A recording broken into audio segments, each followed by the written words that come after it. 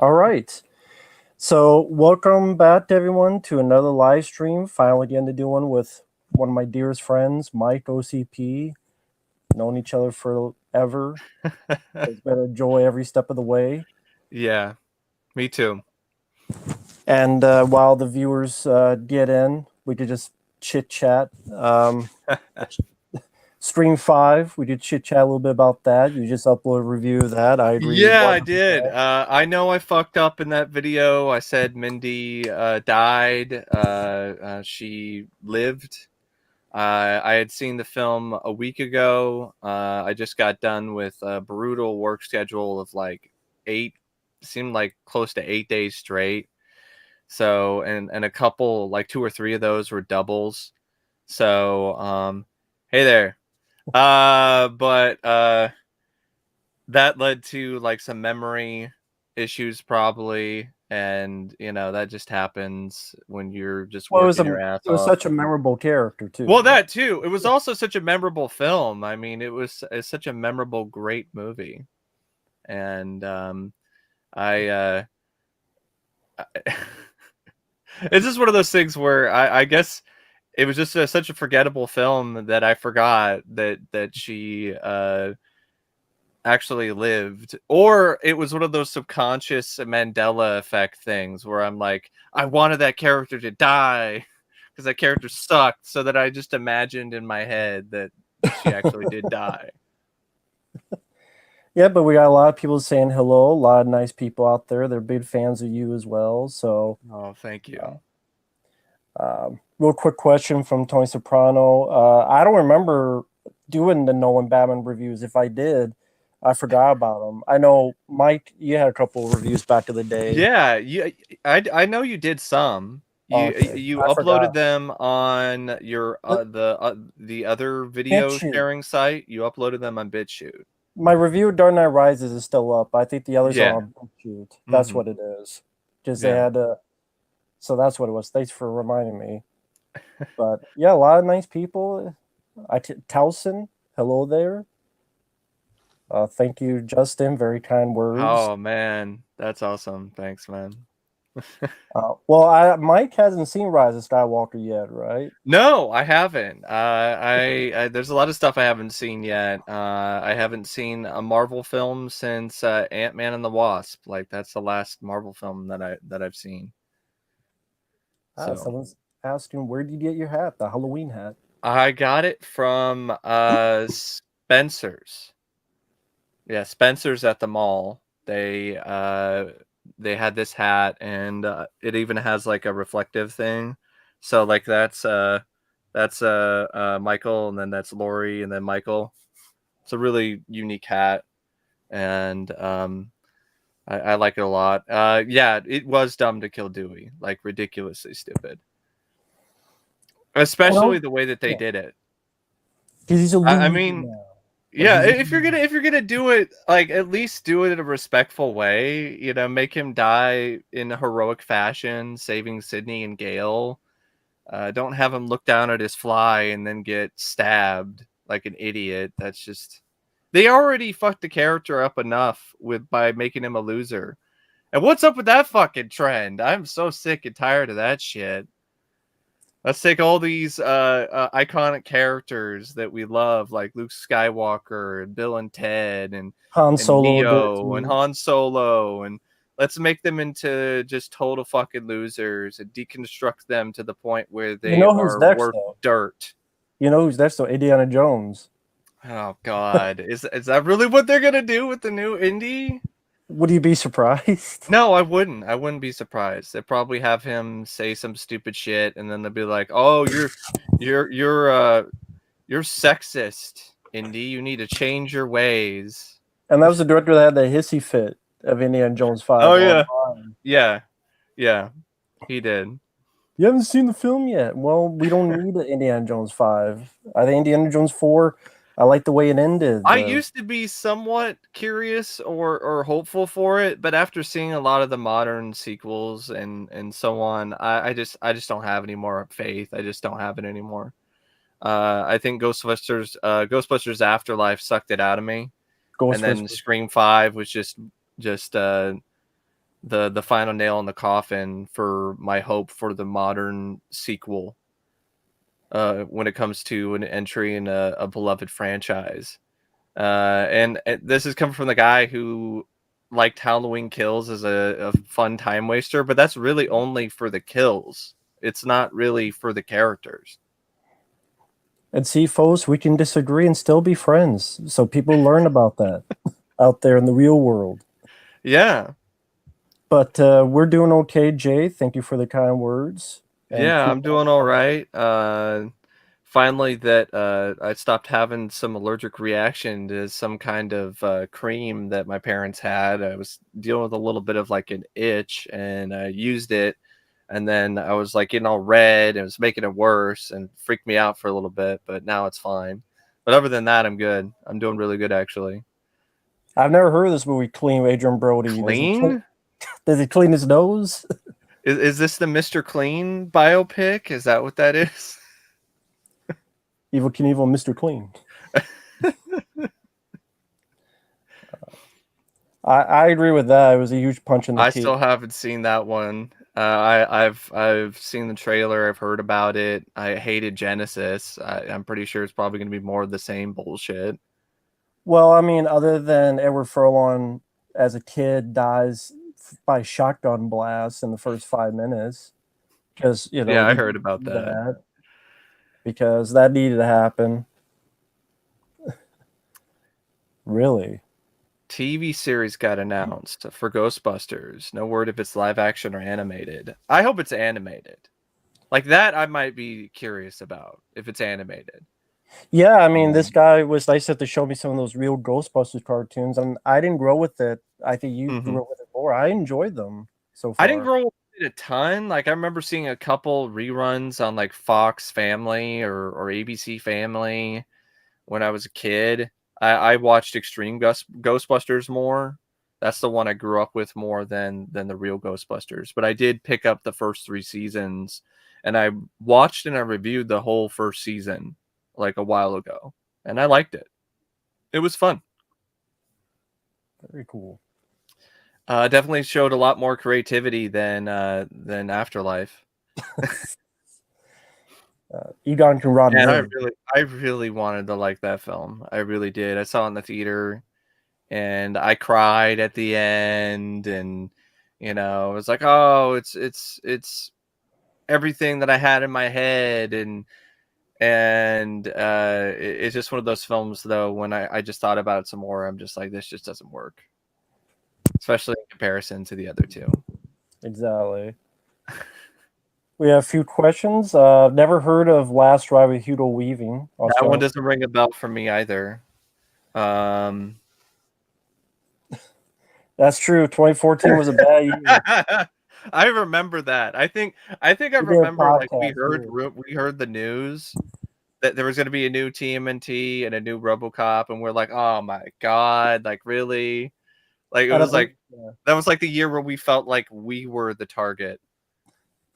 Yeah, I believe we have a podcast still up on the channel that talks about that, and we were right because Mike did a commentary. He watched it again, Robocop, and Turtles are just as shitty as ever. So, very nice guy here, Chris Cool. Thank you for the kind words. Thanks, man. Thank you for watching for all these years as well. A lot of very humbling, kind words from people that always means a lot to me. Just like the friendship with this guy over here. I honestly would have to say is definitely one of the best friends I've ever had. Same here. I'm thankful every single day for that. Good evening to you, and good evening to everybody. And if I stumble my words a little bit, that's because I'm still trying to get used to like the format and everything. Now I heard this. They want to do a new Spider-Man movie with the world of the symbiotes and the Crow storyline because No Way Home made so much money. I know Mike hasn't seen the film. He hasn't seen Far From Home either the second one. No. I've heard about what goes on in it. I wasn't impressed with the trailers. It just looked like spider member berries. A ride on the nostalgia train, and that just doesn't interest me that much. I've heard about the stupid shit about making the villains and taking them and trying to turn them into heroes or make them What about the Andrew Garfield? I cure remember them. To cure them. Of course. Oh yeah, the first time you see Andrew Garfield, he's cleaning fucking cobwebs. I heard about that. My favorite cinematic Spider-Man to date. Yeah. There he is, cleaning somebody's fucking cobwebs. Very respectful. Oh, very nice. Thank you, Tony. Just put it bluntly, I think Last Jedi is one of the worst big budget films ever made and the worst sequel of all time. I still go with Alien 3 for me. What do you think is Yeah. the worst sequel of all time for you? Man, that's You got tough. Robocops, you got a lot of That's other tough. stuff. And It's forgive tough. my camera. For some reason, it went out of focus. I don't know why. Sometimes You're it does fine, like man.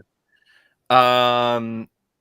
I wouldn't say it's The Last Jedi as much as I hate that film. I might have to say Alien 3 because The Last Jedi, yeah, it did a lot of damage, but that franchise was already in a bad place.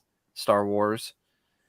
It didn't. Alien 3 just fucked everything, and it That's never recovered. It never recovered. It never did. The franchise never recovered. It's always been trying to make up for that. this movie. This movie Yeah. here. Let's kill everybody. This is edgy. Now it's awesome. Yeah, not a lot of nice people. It's Yeah. pretty cool to see both Thank of you on you. screen same time. Thank you for the kind words. Really do appreciate it.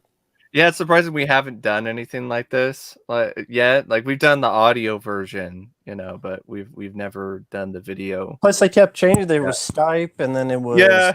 Zoom. Now it's StreamYard, and then my internet situation. Thankfully, this phone is working Yeah. great. So Mhm. that's how it goes, and life gets busy. And Never seen the RoboCop animated series. There are two RoboCop animated series. There's one from the 80s, and it's from Marvel. And I've seen that one, and I enjoyed it. I had some problems with it. There's some episodes that are pretty stupid, like RoboCop getting a cold. There's like a scene where he's like getting served chicken noodle soup. is And that it's the got one like a where you stuffed Spectre nose. Gadget? Yeah, well, no, that's the other RoboCop series. The Marvel show, I think it lasted for like 13, 15 episodes. And the last episode brings back Clarence Boddicker, which is very funny and weird to see like a kid's cartoon version of Clarence Boddicker. Bitches leave. You Don't can't say say that. that. You cannot say that on a kid's cartoon. Witches The other leave. cartoon is Alpha Commando, and that is all kinds of ass. Like it's awful. RoboCop is turned into Inspector Gadget. He looks like he's on steroids. He has a fucking pinhead. He has all this shit that pops out, like rollerblades and parachutes and Popping fingers out of people's assholes. yeah. I don't know what the fuck they were thinking there. It's awful. It's on YouTube, but I definitely wouldn't recommend that. And the live action yeah, was going to release, right? the live action series, RoboCop the series, that's actually coming out on Blu-ray. Surprisingly, somebody's releasing that on Blu-ray later this year. I've seen a few episodes. I don't mind it. I think it's okay. It kind of reminds me of the Flash show in some ways, in terms of the writing. I think Richard Eden is actually the closest anyone has come to Peter Weller over the years. He actually studied Peter's mannerisms and all of that for the role for RoboCop and RoboCop the series. So you could tell that he actually put some effort into it and cared. There's some dumb stuff. Yeah, he didn't do any of that shit, and he's also the right size for it. Unlike Paige Fletcher and RoboCop Prime Directives, I like to call him Robo Runt because he's just too fucking short. It almost looked like you would have a repeat of that scene in Spaceballs with a Dark Helmet and Lone Star, where you just put your hand on RoboCop's head and he'll just like swing wildly at you. Is he as good as Joel Kinnaman though? Kennedy to World War Kinnaman. Even as bad as Robo Runt is, I'll take Robo Runt, man. I'll take Paige Fletcher over Joel Kinnaman. So The Dark Knight's rated R, right? Remember? Remember that? Sure. Joel Kinnaman? Yeah. And he didn't know what the Oregon Trail video game was either. I remember that. Yeah, I agree. I mean, Space Jam was terrible. It was terrible in every way. I haven't reviewed Space Jam: A New Legacy yet, but I did see it. I actually saw it at the drive-in theater with the Suicide Squad, which I still need to review as well. And I loved the Suicide Squad. I thought that was great. And then people want him to join the Suicide Squad. But yeah, Space Jam 2: A New Legacy. The first film's not a masterpiece by any means. I grew up with it. I was a huge Michael Jordan fan growing up. It's a fun movie. I remember it being one of the first films that I have a memory of actually seeing in the theater. So there is some genuine nostalgia for that. And I still think it's a fun movie, despite, how some of the jokes don't necessarily work and so on. And some of the even on a superficial level, it's got like a cool soundtrack. It's got an actual basketball game, not whatever the hell was going on in the third act that lasted forever. It doesn't have random stuff like it's a kid's show, but here's the characters from A Clockwork Orange. Yeah. Or we're referencing Humphrey Bogart movies. We're referencing The Matrix again. We're doing Matrix jokes. Well, for Matrix 4. Time. But, but still, I mean, Bullet Time, really? Like Tom and Jerry did that shit too. It just makes your film look like it's ancient. There's like Bullet Time references. I think John Carpenter's done. John Carpenter should make another film. I don't think he will.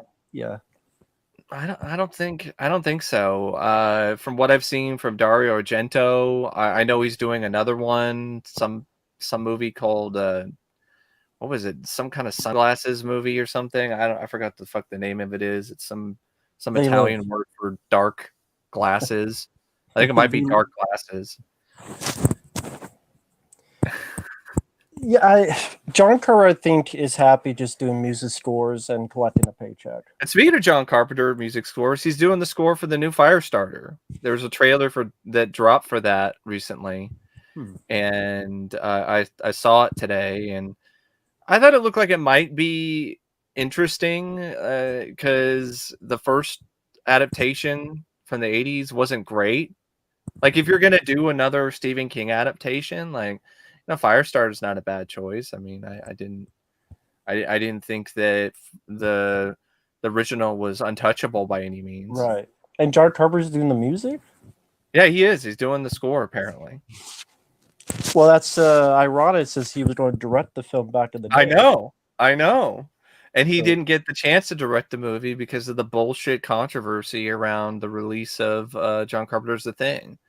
Where people thought he was a pornographer of violence, and the film was a box office flop. And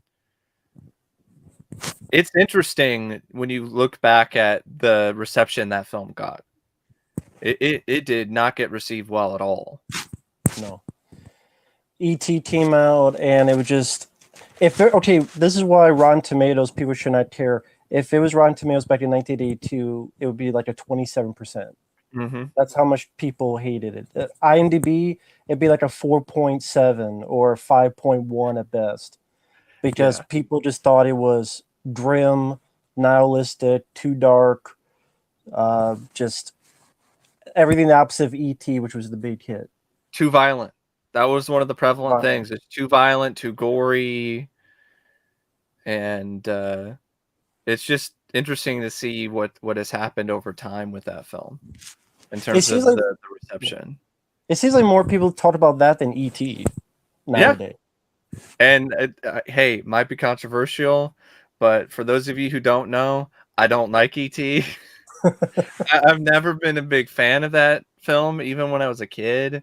I've honestly found E.T. himself to be creepy. He's like this walking ball sack with human teeth. He's got a glowing finger. It's like, where is he gonna put it? I don't want anything to do with Moon any of River. it. For people out there getting that reference. I don't hate the film. It's just one of those things where I'm just not as big on it as other people are. I find it to be okay, mediocre.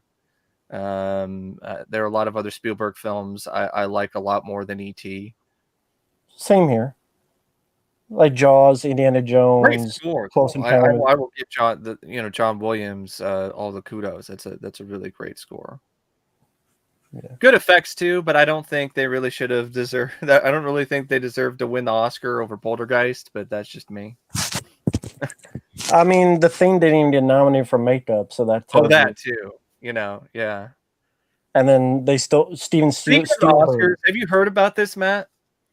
What? The actress who played the Pipsqueak sister in Scream 5, Tara, she just got nominated for Best Supporting Actress. What, for Scream 5? Yes. No, that can't be true. That can't be true, man. I could have sworn somebody said that to me. I don't know if they're fucking with me or not, but They have to be, because the film just came out, and there's no way. There's no way. of course, yeah. There's no way. You know what? I actually wanted to be true just to laugh at this.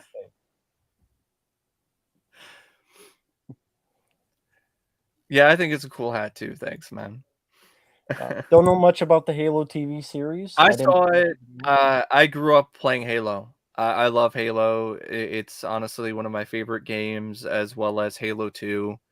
I kind of stopped playing after Halo 3 because I just had a lot of things going on in my life. And if I were to get back into gaming, like, I would definitely be getting into the newer Halo games, because I grew up playing that game and playing the campaign and so on. And honestly, I'd always wanted to see a Halo film. I know about the history, the failed film that never got made, that I think Alex Garland was involved with, and Peter Jackson had some involvement too. And I know it was one of those things where it's like, oh, we're going to do it, but the budget's too high and video game movies aren't successful enough. So all these studios were just turning the film down right and left. And I think it was a mistake. I think they should have made the film. Yeah, video game movies had struggled, but Halo, in my opinion, is a concept that actually would work compared to some of these other video game films, if you did it right. And there's a lot of things that you could really cull from, and in order to do it the right way. The TV series, though, other than, Master Chief himself, he looks fantastic. He looks really good. Like, I'm really impressed with the suit and everything. I'm not feeling too good about what I'm hearing about the story. Really? It seems like there's another instance of this.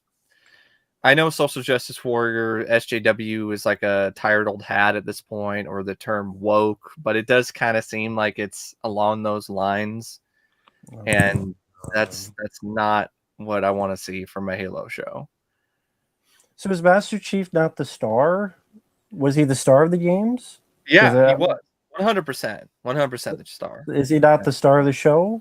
I don't know. See, I'm just not sure on things. Like, maybe it's one of those things where I need to see the series, because the trailers just kind of didn't really show a lot yet. But it's still one of those things where I'm just on the fence about it, especially when it comes to a lot of things that have come out lately, when it comes to franchises and adaptations of characters in media. Mm-hmm.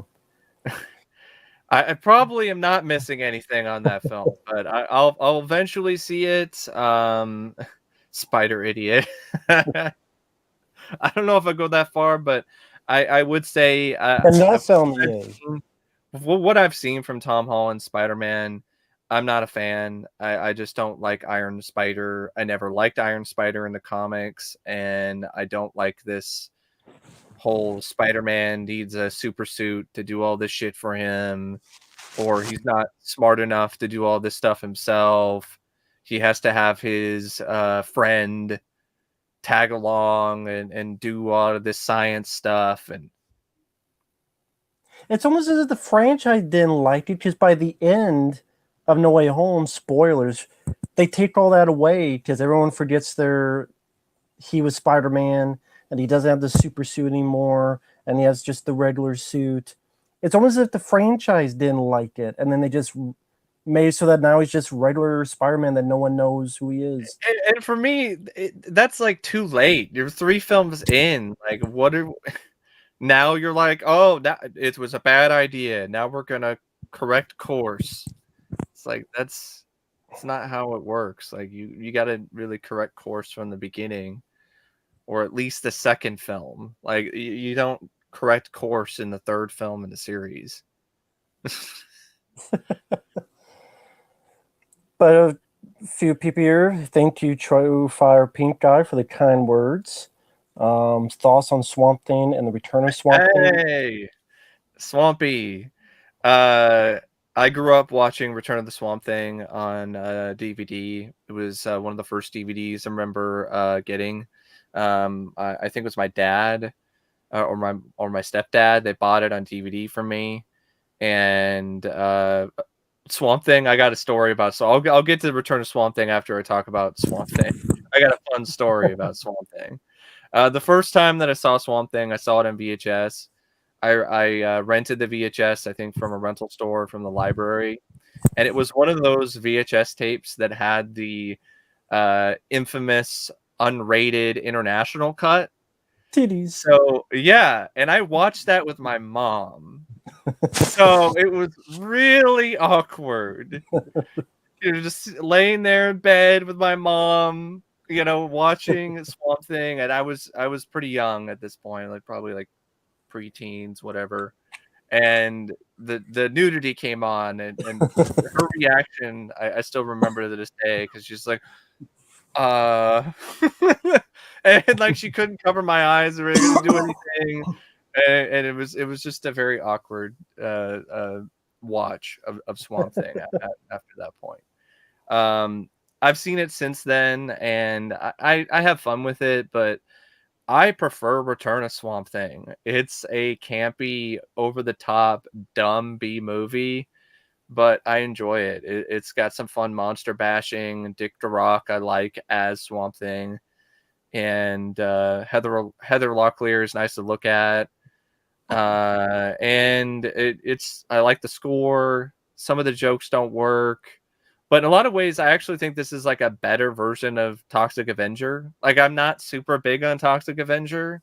Like, I can watch some of the Toxic Avenger films, but like Return of the Swamp Thing is more of that kind of hero who's like a mutant fighting monsters that works better for me. Did they do a new Swamp Thing TV show? Yeah, and I still that... haven't seen that yet, and Yeah, that looked really promising. I know Derek Mears played Swamp Thing in that series. There was a lot of practical effects, a lot of stuff. They actually built a set that was the swamp in an actual I think it was like, might have been like an airplane hangar or something. Like they put a lot of effort into it. And there was a previous Swamp Thing show prior to that. It was a USA show, and I have that series, and it's hard to get that complete series.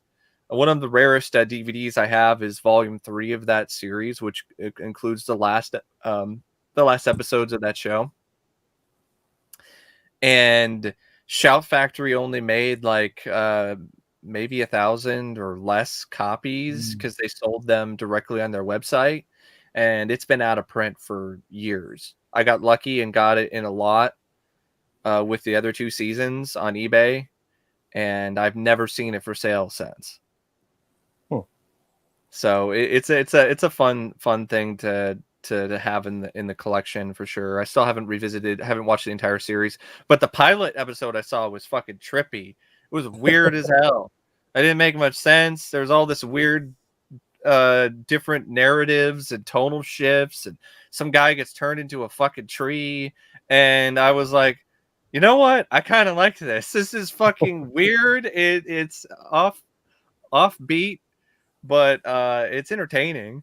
It was only like 30 minutes, so it wasn't like it was 2 hours long or some shit. And I know there was a cartoon series as well of Swamp Thing. Independence Day 2 Resurgence. Yeah, from Yeah, one of the yeah. writers of Scream 5. Yeah, I mean, look what they did with Bill Pullman in that movie. Mm-hmm. They're doing this movie. Mm-hmm. Loser, and that one he was crazy because of what Mm-hmm. happened in the first film for some reason, and then died, but then that didn't really do anything because the monster still wasn't dead. Mm-hmm. Ridiculous. Never heard of El Diablo, 1990. I've heard of it. I think it's a Western, I believe. I believe Okay. it's a Western film. I could be thinking of something else, but I believe it's a Western, and I think it might have Lou Gossett Jr. in it. It might be the one with Lou Gossett Jr. and Anthony Edwards. I'm not 100% sure though. I Okay. might be thinking of something else. Hey, Jonathan. Yeah, very Uh, good guy on here. yes. Thank you. The other people who say and talk shit, they're also real people too, but I don't think they have a genuine passion for films. It's pretty evident. I Fuck agree with Alien 3. Damn right. I mean, even Michael Bean agrees when it comes to that. Thank you, Native Snow. May I ask what movies, TV shows, video games, or books you look forward to this year or even years to come? Man, that's tough. Because, like, what is there real? I would say off the top of my head, Top Gun Maverick. Even though, yeah, they could fuck it up, but Tom Cruise is a guy who, from what I've been seeing, he tends to not allow things like that to happen to franchises that he's very connected to, and that is a franchise he's very connected to. And his production company is producing that film, so I don't think it's going to turn into some bullshit where they deconstruct Maverick and do all that other nonsense. So I have more faith that that'll turn out to be at least an entertaining movie. The same goes for like the next Mission Impossible, whenever that does come out. Mm-hmm. I did see a poster. Ryan Gosling's going to do a Wolfman film, and Oh yeah, I heard about that. that's potentially interesting because I like Ryan Gosling. I liked the first Sonic the Hedgehog, so I'm curious of the I still sequel. need to see that. I saw the trailer for Sonic 2. It looked like it could be a fun film. Jackass 4 came out. I enjoy those movies, so that could be probably a fun movie. Jackass Forever. It's hard because a lot of the great gems are the ones that come under the radar, and you only find out like last minute. Exactly. John Yeah. Wick was one of them. Willy's Wonderland was one of them. Even Malignant to an Yeah. extent. It's probably films that they haven't brought I up know yet. stuff that I'm not looking forward to is shit like the latest A24 horror masterpiece, that kind of crap. This film called Men. I don't know if you've seen the trailer yet. It's called No, Men. I'm That's the allergic to title of it. A24. It's an A24 horror film called Men. And it's the trailer, the teaser is just this woman looking around being scared, and there's like men in the shadows or like White hanging Men? around in a tunnel. Is it White Men? I don't know. Wow, about toxic white men. Wow, I've never heard that before. If Oh, it, if A24 makes a film that's that horror, maybe it could be good. Like Disaster Artist and Uncut mhm. Gems were good. But if it's horror in A24, I'm allergic to it, and I just stay away because they've been all horse shit. They've been entire like your balls drop off into someone's mouth type of allergy, the worst kind of allergy. So I don't care about that. I Did I never had play? it. I did. I have played that game by Titus. That game was horrible for sure. That just a terrible fucking game. I sold my copy already. Part of me's thinking I should have maybe kept it for a video in the future, but there's an emulator out there that can play the PlayStation 2. So if I did want to do a playthrough of that, I could just do the PS2 version. That game is fucking trash. The controls are confusing. You have to like push the one of the toggles in order to like zoom in to with the sniper portion of the Auto 9 in order to like hit people in the head. And like it's so unresponsive and unpredictable and laggy. There's some really laughable voiceovers. I mean, you shoot somebody sometimes and Robocop will go, "Oh yeah." Like what? Because You're the RoboCop fucking tends to do that. Kool-Aid man now? Like what? Because The RoboCop, hell? he did that a lot in the movies. He shot people in the balls and then, oh yeah. Yeah, he put sharp Claire's Bodger's neck. Oh yeah. It was just lame. And it had there was no fucking checkpoints. That was so frustrating, that goddamn game. It was already hard enough as it is, and there's no fucking checkpoints. The map is shit. Like there's this radar in the bottom and it like tells you where you are, but it doesn't really do a very good job of telling you where you need to go. And there are certain enemies in certain levels that are just ridiculously hard, like one shot kills. And then guess what? There's no fucking continues. There's no checkpoints. There's no fucking mercy. So if you get killed by these cheap fucking energy blasts from these assholes in that game, you got to start over. You got to start the level over from the very fucking beginning. That's from the makers of Superman 64, right? Yeah. That was one of the last games they ever did. RoboCop for Xbox. There you go. Classic in the making. Hey, Eric. Thank you for the kind words. Someone's asking, have you heard of the AVP? I think it was an anime that they I heard about that, and it's stuck. It's stuck in limbo. Because of the merger. Yeah, because of the merger. I doubt Disney's going to do anything with it. Yeah, they don't want to upstage their new Predator movie, Skulls, with some like 5'2" chick, the bow and arrow, fighting against the patriarchy of her tribe. That's what's Predator about. Also, like Arnold couldn't beat the Predator, but a girl that weighs 75 pounds will beat the Predator. Because boys drool and girls rule. This is this whole bullshit thing. Come on, man. Hey there, Return Figures. Hi there, Scott. Thank you for the kind words, man. Fuck Paramount, fuck Nickelodeon. Release the show on Blu-ray, not Paramount Plus bullshit. Yeah, thankfully though, thanks to a good guy, we both have the show on Blu-ray. True. But yeah, Peter Weller all day, every day. I love Peter. It was nice for him to finally agree to be a part of RoboDoc. They must have given him a pretty good check or something. I don't know. And I'm curious to hear his thoughts, especially on the sequels, whenever that does come out. Yeah. Give it about 5 more years.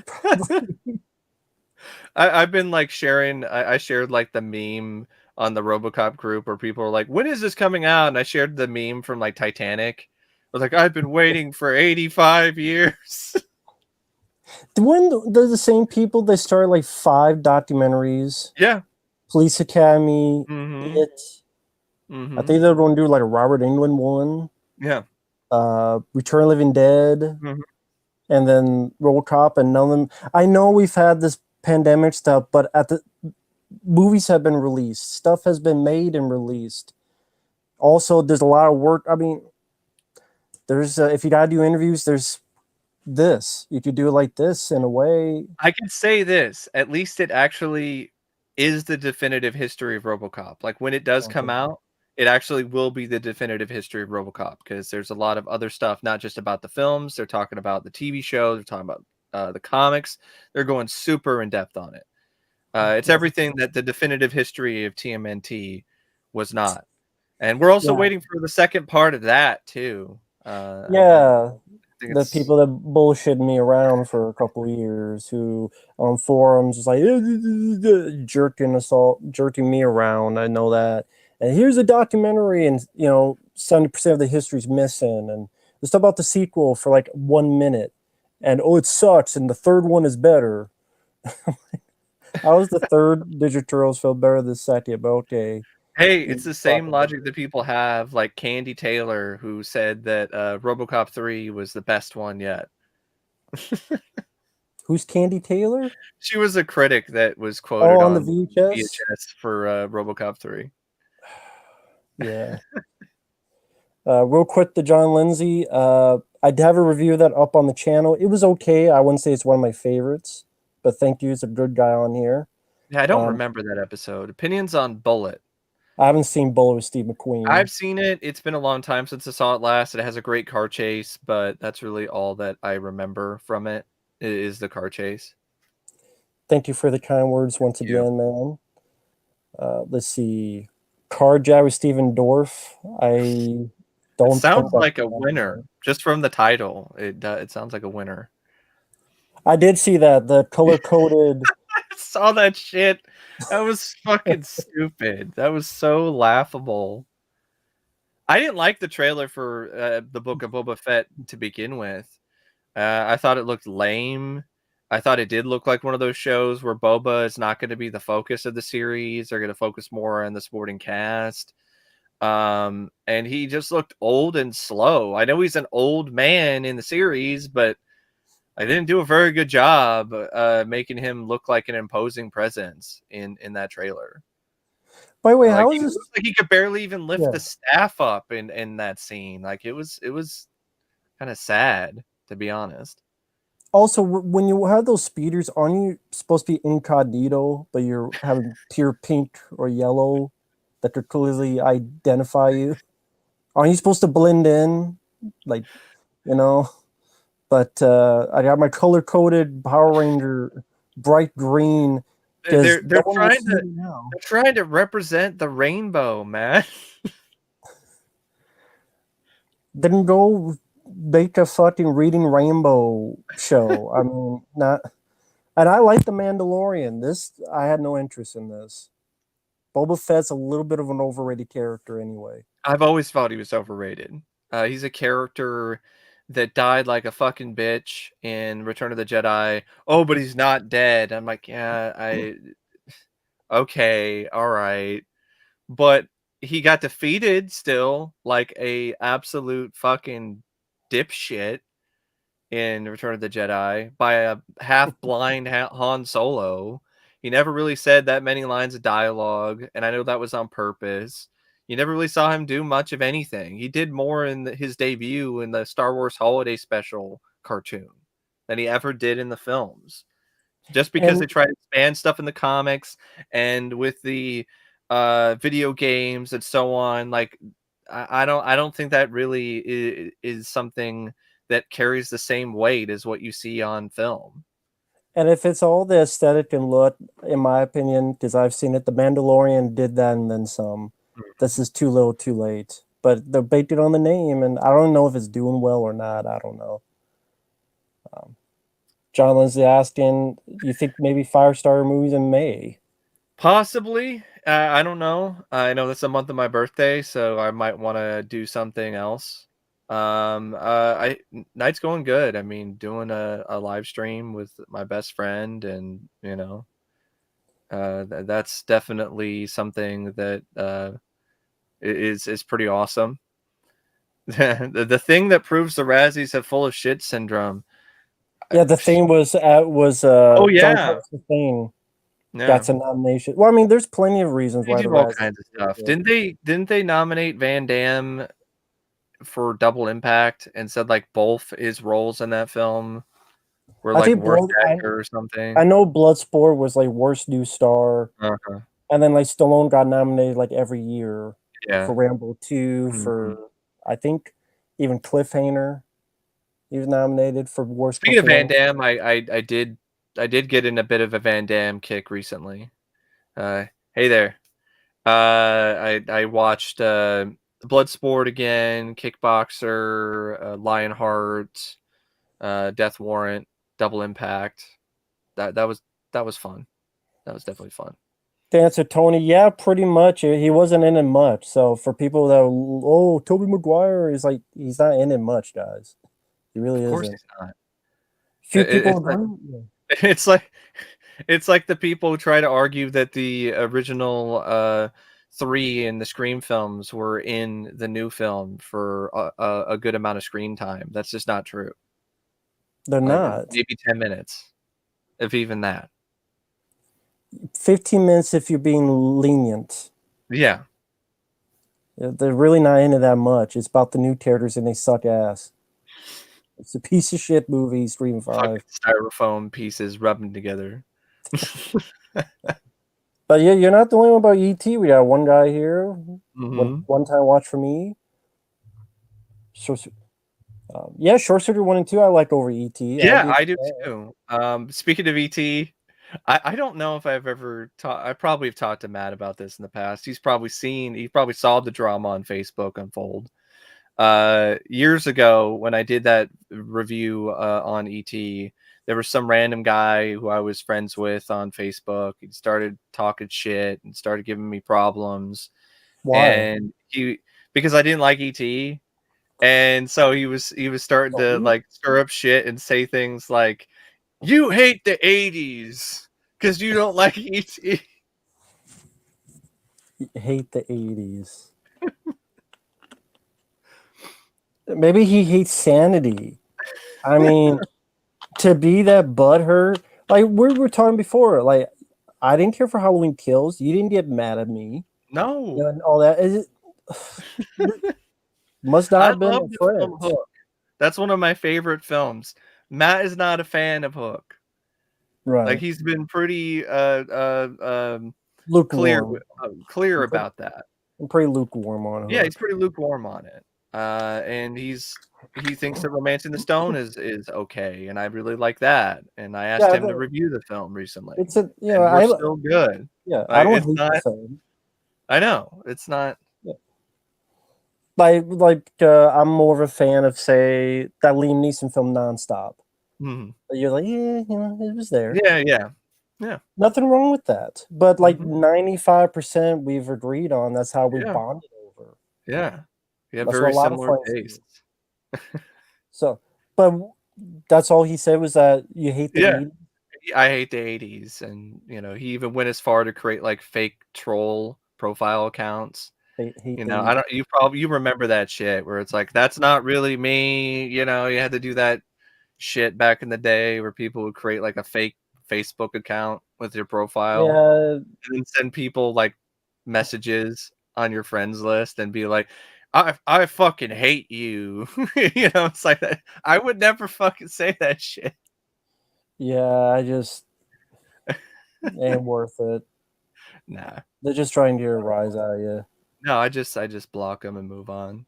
Thoughts on the Jackass series, the show or the series of films? I think they're fun.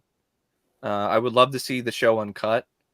The DVD set was a joke, just like a lot of the other MTV DVD sets for some reason, like Beavis and Butthead, which I've been revisiting that recently and having a lot of fun with that.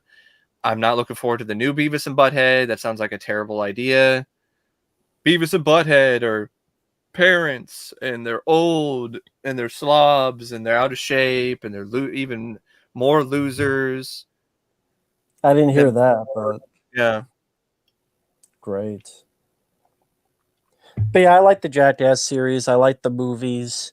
Um, yeah, and the new one looks fun as well. Yeah, of I'm not course they surprised. are. And that's not the first time we've heard about this, like a remake of The Running Man. No, not at all. I mean, If you're the, gonna do it, here is what you should do. You should actually adapt the novel. I think it will still not be that great, but I would have more respect if it just adapted the novel and was more of its own thing than just trying to be the Schwarzenegger film, but with The Rock or some shit. Or if you don't do a Stephen King story, do the Lawn Walk. Yeah. For those who don't know, that's a story about it was another race Mm-hmm. where you're on this walk and you can't stop, and if you do stop, you get killed, and there's other stuff going on, but that's won't be as fast paced, but you Or get some of the this other is short stories yeah. that have never been adapted. Yeah, there's a lot of them out there. I forgot the name of this story, but it always stuck with me. It was in the Night Shift collection, and it was this guy who had like eyes. He had like an eye on his hand. Hmm. Yeah, that one was really trippy and weird, and that might make for an interesting film if it was done the right way. He's asking you, do you think one day you'll tackle the Indiana Oh, Jones? I definitely will tackle those eventually because the Indiana Jones films are some of my favorite films. Period. The trilogy I grew up with watching countless times. I had a amazing time watching the first three in 35 millimeter at the Hollywood Theater a few years ago, like back to back to back. It was just so much fun watching those films. And I'm a huge supporter and one of the many members of the Kingdom of the Crystal Skull Defense Club because I never understood the amount of hate that film got, and or at Yeah. least gets now. I think a lot of it is just peer pressure, 100%. A lot of Mm. people feel like they have to be a part of the club. All these big YouTubers dunked on it, so they feel like if they don't do that, then they're going to be ostracized, and they just go along with the popular opinion on the film. Because when it came out, at least in the theater that I went and saw it in, the whole theater stood up and clapped at the end of the movie, Hmm. and it was Yeah, a hit. critics liked it. It was positively reviewed. There were Is it some as good as the flaws. first three? No, but it's a million times fucking better than a lot of the other sequels that have come out lately. It's Yeah, not even fucking close. yeah, it's still fun, still entertaining. Yes, it Yeah. has flaws, but still uh, and a fun sequel. Has there Mm, ever been a documentary about the 80s Twilight Zone movie? There was a kind of a documentary. It was a part of this series called Cursed Films. the I show. don't think that was really an appropriate film to cover for that series because it's not really a cursed film.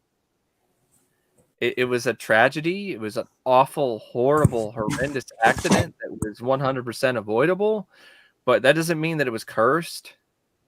That's a Right, stretch. and they used some of the footage, which I didn't think they Yeah. needed to either. I mean, Yeah. describing it was well enough. Mhm. Well, the book. What's the book you I have? still haven't read it yet, but this was a gift from a friend of mine. His name is Chris. This is Outrageous Conduct to the Art, Ego, and the Twilight Zone case. This is the book that John Landis does not want you to fucking read. So that seems like the one to get to know Yeah, about.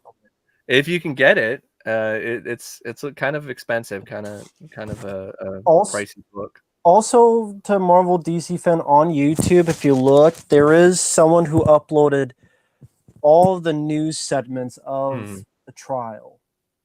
Like all the news segments of the trial going on in one go, like an hour and a half, 2 hours. Yeah. It's like the depositions, the news programs, everything in between. So that might be something you look into as well.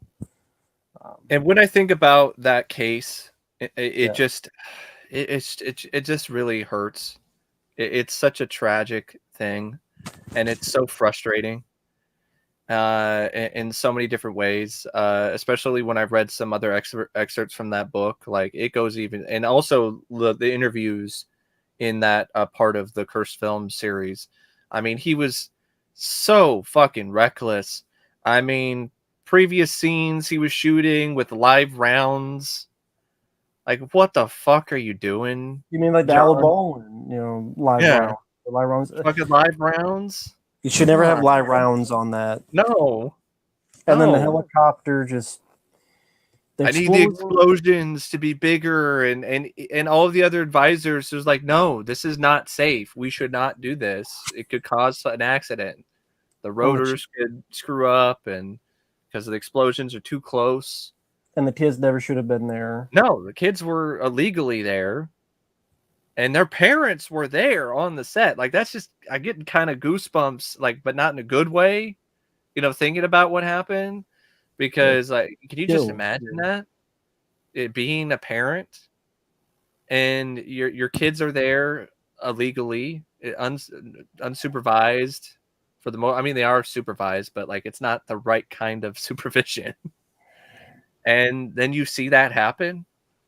I mean, Jesus fucking Christ. Yeah. It's a dangerous stuff. I mean, this John Landis was a guy who thought he was teen shit because he made films that were successful. He thought it was untouchable. And it was Ito. Ito is a dangerous thing in Hollywood for a lot of these people. And they just let it run wild. And it did on there, especially back in the day, on safer ways, but like Heaven's Gate, other films where directors just do whatever they want and they don't hold back. And that was one of the sad pitfalls, tragedies. I do think the Cursed Films mini documentary, it was all right. It could have been better, but I do appreciate the voice that it did give for the set designer, the guy who was responsible for finding the location and doing all of that, because it provided him a voice, and you really did sympathize with him a lot too, because his career was over after that movie. Let's see. I mean, I don't know why, but it's just, it wasn't his fault. It was not his fault. No, I think if anyone would have their career be over after that, it's John Landis, but that's not what happened. I mean, as soon as he got let out of the charges, he was throwing a party and invited jurors to the party and to the premiere of Coming to America.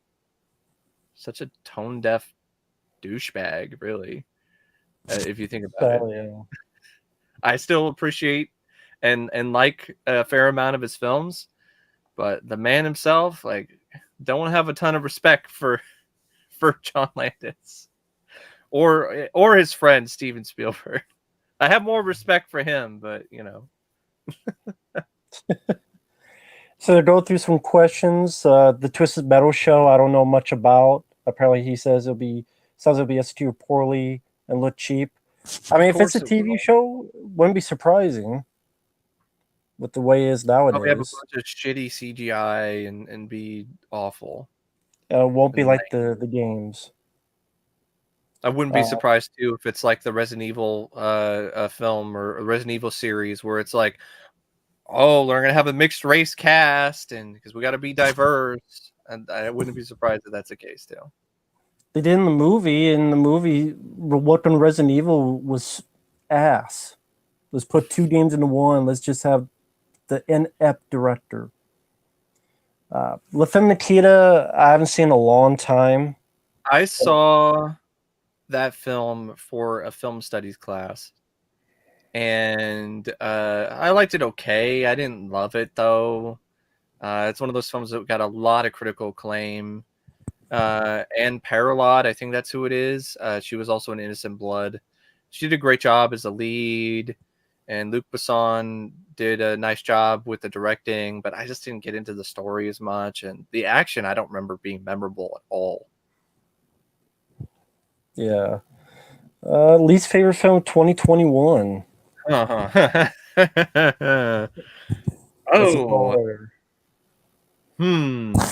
I'm trying to remember what came out in 2021. Yeah, what came out in 2021?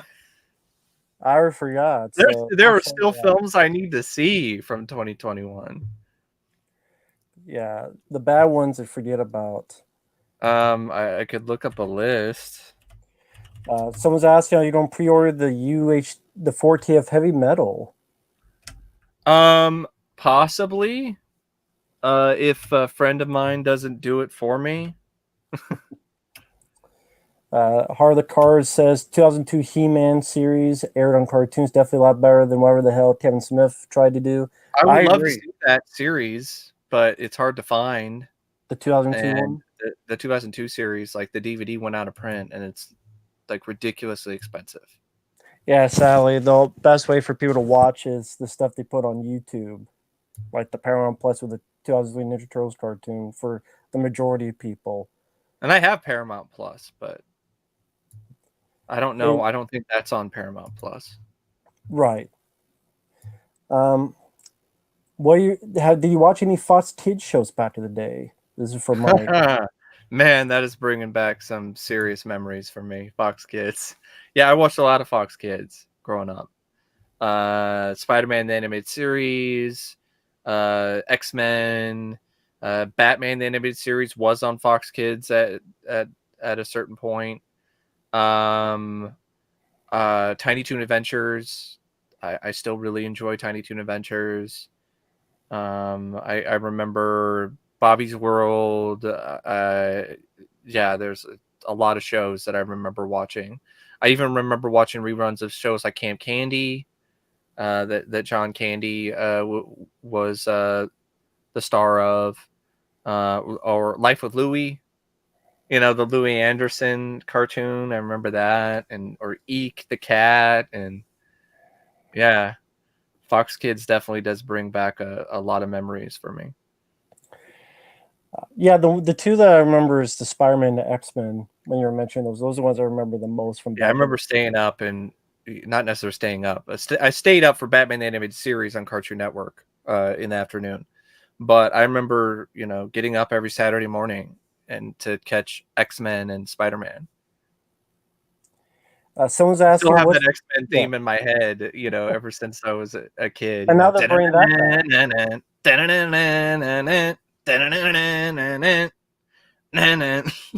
and now that cartoon is being brought back for called X-Men '97. Yeah, it's probably gonna suck. Can you imagine what they'll do with those characters in this SJW world?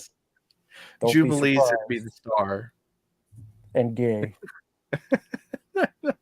What's your favorite Batman film? Mine, maybe '89 Batman for live action. It's hands down the '89 film for me.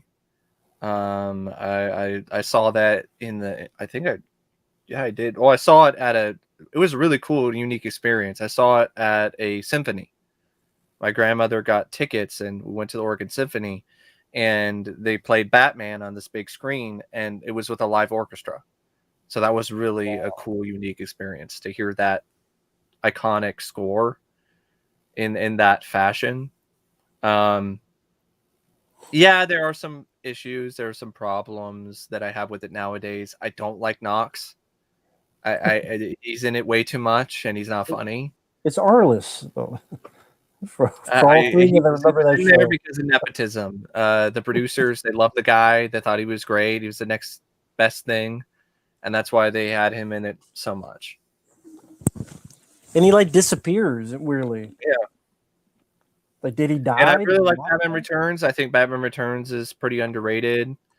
I like Begins more than you do, or The Dark Knight, but I still have issues with them, especially Begins, because the second half to me is infinitely better than the boring first half. Like, that half is so dull, moves so slow.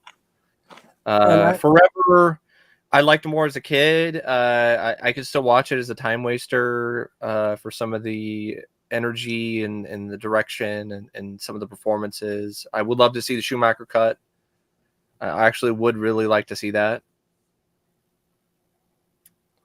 But that'll probably not happen. Yeah. And the anime films are pretty good. I mean, for those like The Dark Knight Returns with Peter Weller. Fucking Weller, yeah, that was really cool. I like Master of the Phantasm, and as much as I like, Batman '89, the Batman Returns, the Tim Burton Batman films, and much as I love Michael Keaton, I would say when it comes to Batman media, like, my favorite is Batman the Animated Series. Like, that's a good one. And I also really like Batman Beyond. I watched that a lot growing up, along with Batman the Animated Series. I know the new Batman's 3 hours long. I don't know about that. I'm curious about the film, but 3 hours seems like a bit too Hours? long. Why are movies getting longer? That's another thing I've been noticing, and I'm not a fan of this trend. You know, where it's like we're gonna have like everything like just 2.5, 3 hours long. It's like not everything has to be gone with the fucking wind, man. Like, Because they think everything they film is gold. They can't. I can't cut this. I can't cut this out. It's like, well, maybe you can. I mean, I'm curious about the new Batman. I just don't think it needs to be 3 hours. I mean, it's yeah, I not don't think so either. And miniseries. speaking of Batman, you know, Flashpoint, which might as well just be called Batpoint. Because really, like, nobody's Michael seeing that for Keaton. the Flash. That's true. They're saved for Michael Keaton Yeah, and Michael Keaton's return, and then he'll be in Batgirl for some reason. I don't like how they're doing Batgirl instead of Batman Beyond. I know why they're doing it. That's just the way things are now. But a huge missed opportunity not to have Keaton's Batman in the future and like a futuristic version of Burton's universe. Imagine how cool that would be. Like Yeah. future gothic. Like how many future gothic films have you seen in terms of the architecture and in terms of the production design? We'll see. A Batman Beyond with Michael Keaton would make too much sense, and that's Hollywood, and they don't know how to make too much sense. It's ridiculous. Sure is, for sure. But Yeah, I wondering, know the Super yeah, Bowl ad with Schwarzenegger. Like, I had friends on Facebook sharing like the image ads with him and Ralph Moeller, and I was like, "That's a Super Bowl ad." Like I know for a fucking fact that's a Super Bowl ad, and then oh, it is. Oh, it's just like that Crocodile Dundee sequel or remake. Remember that they were promoting yeah, the Crocodile Dundee remake with um God, what the fuck is his name? The guy from Danny McBride. Down and Down. Yeah, Danny McBride. I will admit I was fooled. I thought it was a movie, but I mean, I just thought, oh, they're doing just a reboot because they do reboots of everything. Yeah. And then the fact it's the Super Bowl ad, I'm like, okay, it's still a waste of something that doesn't even have a good Blu-ray. The original Crocodile Dundee. This is like a waste of money. Horde Films likes your reviews of Stream Films. Thank you. Squall saying awesome hat might. Thank you. Thank you. Hello, Jedi Zilla. Thank you for the kind words. Thoughts on Mystique from LA. I enjoy the film. I like Mystique from New York more. It does have some bad effects though that don't hold Yeah. up. Yeah, I'm kind of in the same boat. I still like Escape from LA. I'm not a big fan of it. I think I'm more of like a time waster kind of type when it comes to that. I think it's too similar to the first film. I really think they should have done something much different with the plot and how things are unfolding instead of just the kind of just the exact same thing. Like that was just really disappointing. And the villain is terrible. Like he George sucked. Cornface. Just awful. It is a step down from Isaac Hayes. Yeah, I can agree with that. I still have fun. That was the first one I saw, so maybe Yeah. it's a bit of And yeah, nostalgia. some of the effects definitely. You want to talk about effects that have aged Yeah, badly? That's a film that has some for sure. that's a time period where CGI at that time does not hold up the best. As much as I love Mortal Kombat '95, CG is not And good. It's speaking of still the a good 95 movie. Mortal Kombat, I revisited that and I saw Annihilation again, a film that I saw in the theater, by the way. And it was a forbidden film because my mom didn't want me to see PG-13 films. And my dad was like, you want to see it? Let's go see it. So I dragged my dad. I feel so bad, like in retrospect, because I dragged my dad to see so much shit. I dragged my dad to see Mortal Kombat Annihilation. I dragged my dad to see Spawn. I dragged my dad to go see Kazam. You saw Kazam in the theater. Yes, I did.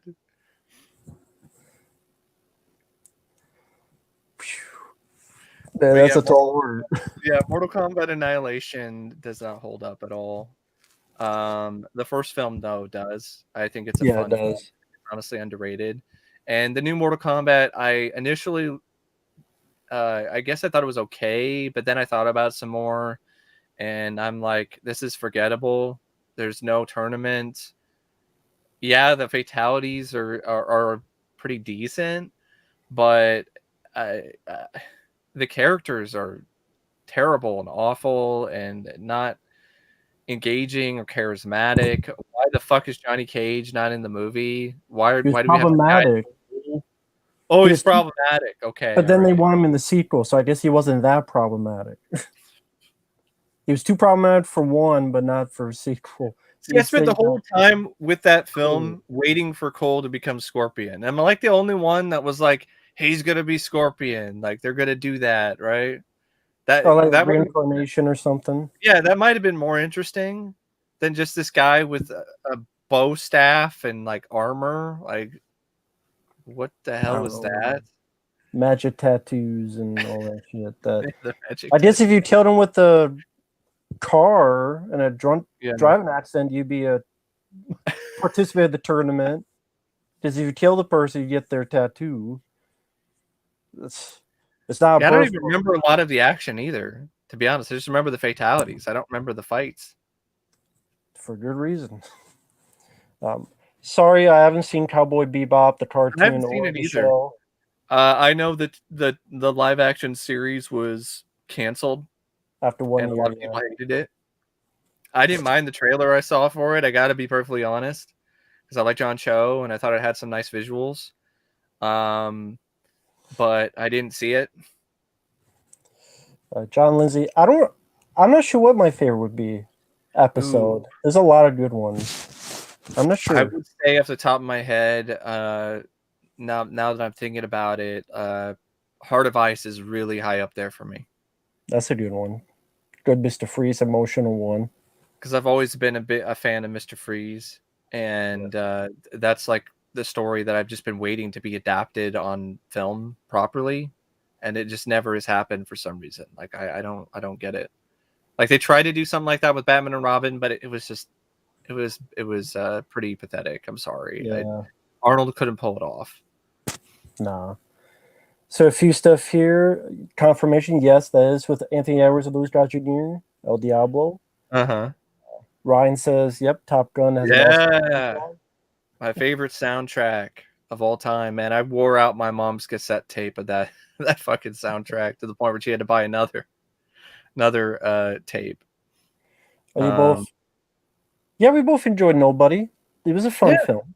that was one of the better films I saw from last year. Could have been Um, better. I mean, I think the villain was pretty lame, pretty forgettable. But still a fun action movie. Bob Odenkirk really surprised the hell out of me. He brought it, and it was actually something that I bought. Which, knowing he's the guy from the Ben Stiller show and Mr. Show and a lot of other stuff, like I definitely didn't see that casting coming. I'd love to right. see more casting like that in the future. Yeah, that'd be nice to see. It's makes it interesting. Hatching. Yeah, I saw the trailer for that. I don't know what to fucking say about Hatching other than it's got some good practical effects. I don't know what the fuck it's about other than like some woman, some girl who wants a bird, but then her parents are like, no, you can't have birds. Is the birds of So the she world? finds an egg and then it grows to a large size and then it's like some human bird hybrid thing. I don't know what the fuck is going on. It's a sequel But that showed dinosaurs, I will say not the this, mom. at least it's something different. I will give the filmmakers and the writers credit for that.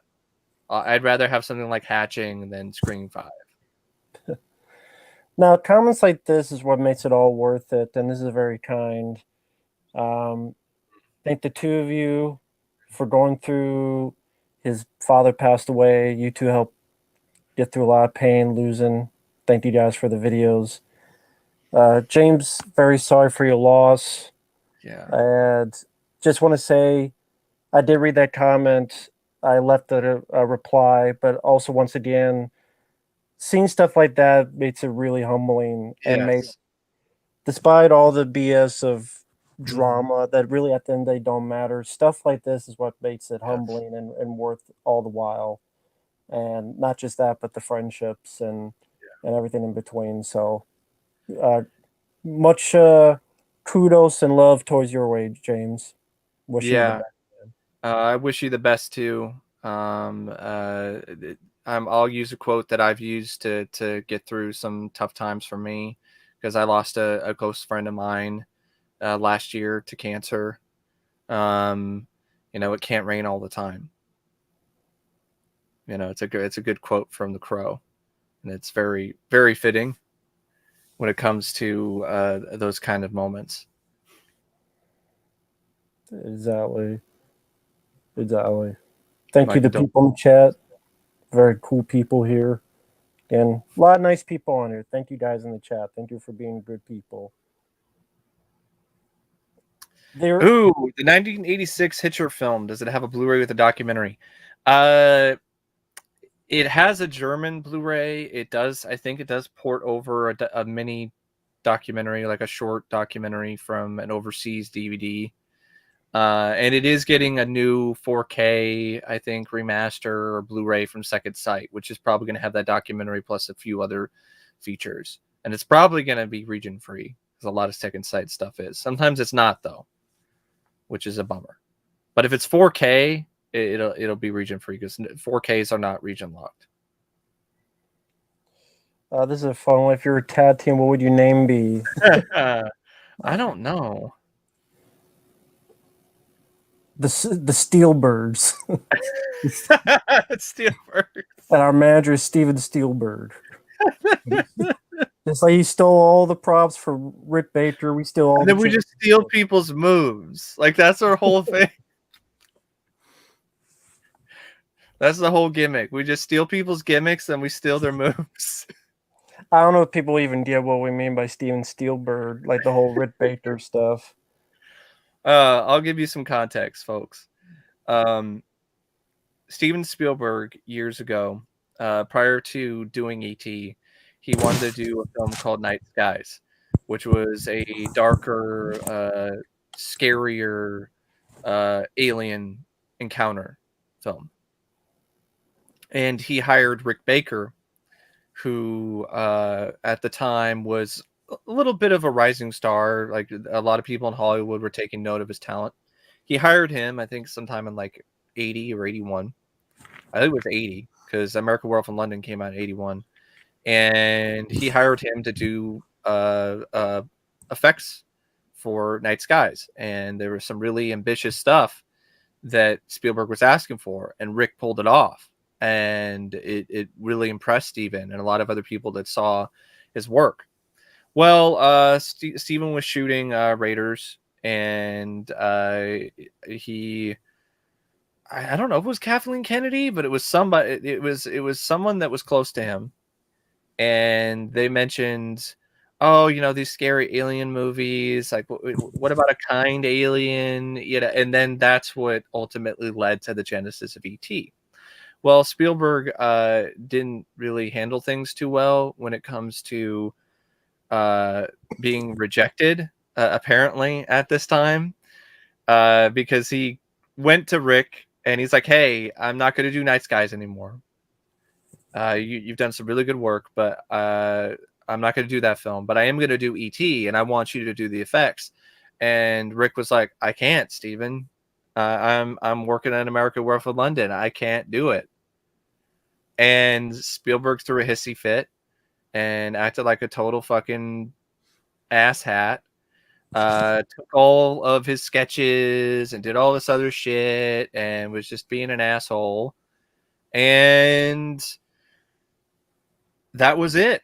At least you thought. But then there were like articles that were published in papers that were saying that all this money was spent on failed prototypes for ET, which is just a slap in the face to Rick. And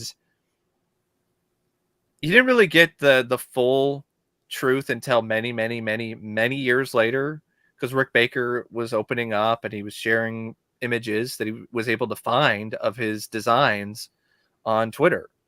And one of the aliens looks exactly Remarkably. like E.T. He just Remarkably doesn't have like the ET. elongated head. It's exactly like ET. Like the It looks, face, yeah. face looked almost the same. It's just like the top of the head was different, Hmm. right? Yeah. The top of the head was different. It was identical to a T. And Carlo Rambaldi went on to win an Oscar for his design for ET. And in my opinion, Rick deserves some credit for that. But yeah, we call him Steven Spielberg because yeah, he just stole his designs and just walked out and was a total asshole about it. I actually met Rick Baker at a screening of Harry and the Hendersons, and I talked to him about Night Skies, and he actually was really upset about what happened. He still is very upset about that, how things went down. He felt it was one of the more disappointing things that has honestly occurred in his career, and it was a missed opportunity. Did he And say he was upset that the movie wasn't made, or how Spielberg it was a handled little bit of both, a little bit of both. And it's always he didn't really go super in depth on it, but you could just tell from his body language and from the tone of his voice that it's something that definitely has stuck with him, and honestly would stick with me if I were in his shoes. I mean, this big time filmmaker, probably somebody he idolized or looked up to in some way, and then you get to work with him, and then he acts like that. I'm surprised. Didn't he work on one of the Men in Black movies? He But I did, guess yeah. Spielberg only produced Yeah, it. they probably patch things up a little bit, over time. That happens. Or maybe it's But like, just don't let us meet on set. Maybe it's like, you stay over there, I'll stay over there. Because I it's like, don't I think he swear, if did. I see you, Steven, I'm gonna kick your ass. Because I don't think I'm he gonna ever did a movie that Spielberg directed, right? no. As far as I know, I don't think he did. Maybe that's why. Rick is a trooper, though, man. He's done a lot of stuff throughout his career, and he's done a lot of different things. He played King Kong in the 1976 film, and he wore the suit, long hours, wore these scleral contact lenses that were like massive and giant and thick. You're not even supposed to wear them as long as he did. And there were nights where he would go home and he would just see halos everywhere. He's driving down the road and just halos in his viewpoint and blurry. He was like, it's a miracle I even got home safely because I couldn't see shit. And I remember a story that was funny, but also just really cruel and fucked up, where he had done a long day of shooting for King Kong, and the suit is so heavy, so cumbersome. You need like a team of people to get you out of it. Well, they decided to play a joke on him. They all went out. The crew went out to lunch and left him there with just a bunch of bananas. And like he couldn't eat them, he couldn't do anything. He can't get out of the fucking suit.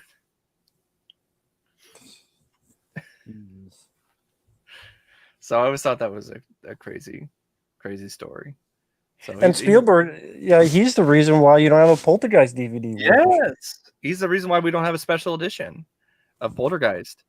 I heard a rumor about a 4K remaster, a new 4K release of Poltergeist. I would be all for that. The film is in need of a new remaster, but I'm not holding my breath about features. I wonder why. Well, Steven Spielberg, that's the reason why. There was going to be an anniversary edition that was going to have a lot of features on it. There were going to be interviews with like Richard Edlund and a few other people, Was it commentary track. 25th? Yeah, I think 25th. Because you I bought the remember, DVD and you're like, yeah, wait, there's nothing on here. I know, You exactly. put the DVD back. Yeah, I was gonna buy it. I had saved up, and I was gonna I don't think he was. buy it. Did he ever sue? No, he never did. He never sued Spielberg. He probably knew. I don't know if he wasn't a big name at the time either. Like if he tried to do that, he'd probably get buried. Yeah, because this is before American Werewolf in London. Rick Baker and Yep. Spielberg by this time had done Jaws. Like he was the biggest And Close director Encounters. and Close Encounters. Like those two films alone, he was a untouchable guy. Let alone years after. So Rick Baker would have been buried. But yeah, this 25th anniversary edition. I remember seeing message boards and people talking about what's going to be on it, and fans of Poltergeist, and we're excited. You know, it's Poltergeist. We love this film, and it's finally going to get the respect it deserves, a special edition. And it was bullshit. There were these featurettes that were based around real ghost hunters, which is lame, and that has nothing to do with the movie. And there's no commentary track. There's no interviews with anybody. And the reason for that is because Spielberg came in and just put a stop to it for whatever reason. Did not allow them to use footage, behind the scenes footage, not allow the studio clearance for behind the scenes footage, and got his lawyers involved and prevented interviews with Richard Edlund or other people from ever seeing the light of day. And that's definitely fueled the controversy about who directed Poltergeist. Because if it was one of those cases where Toby just did everything, why would Spielberg be so crazy and so adamant about banning it, about banning these features? I'm not sure what this is. Yeah, I remember seeing that, like a DVD opening of Poltergeist that somebody had. It was a disc 1. I don't know if it was legit or not. It could have been a fan set, but if it was legit, it was probably like a prototype or something. But yeah, Spielberg just got involved and just made it so that none of those features ever saw the light of day. And it didn't stop there, because there was a fan who was working on a book, and he had interviews with other members of the cast and crew, including Craig T. Nelson. And Spielberg and his lawyers found out about it and strong-armed him and essentially stopped that too.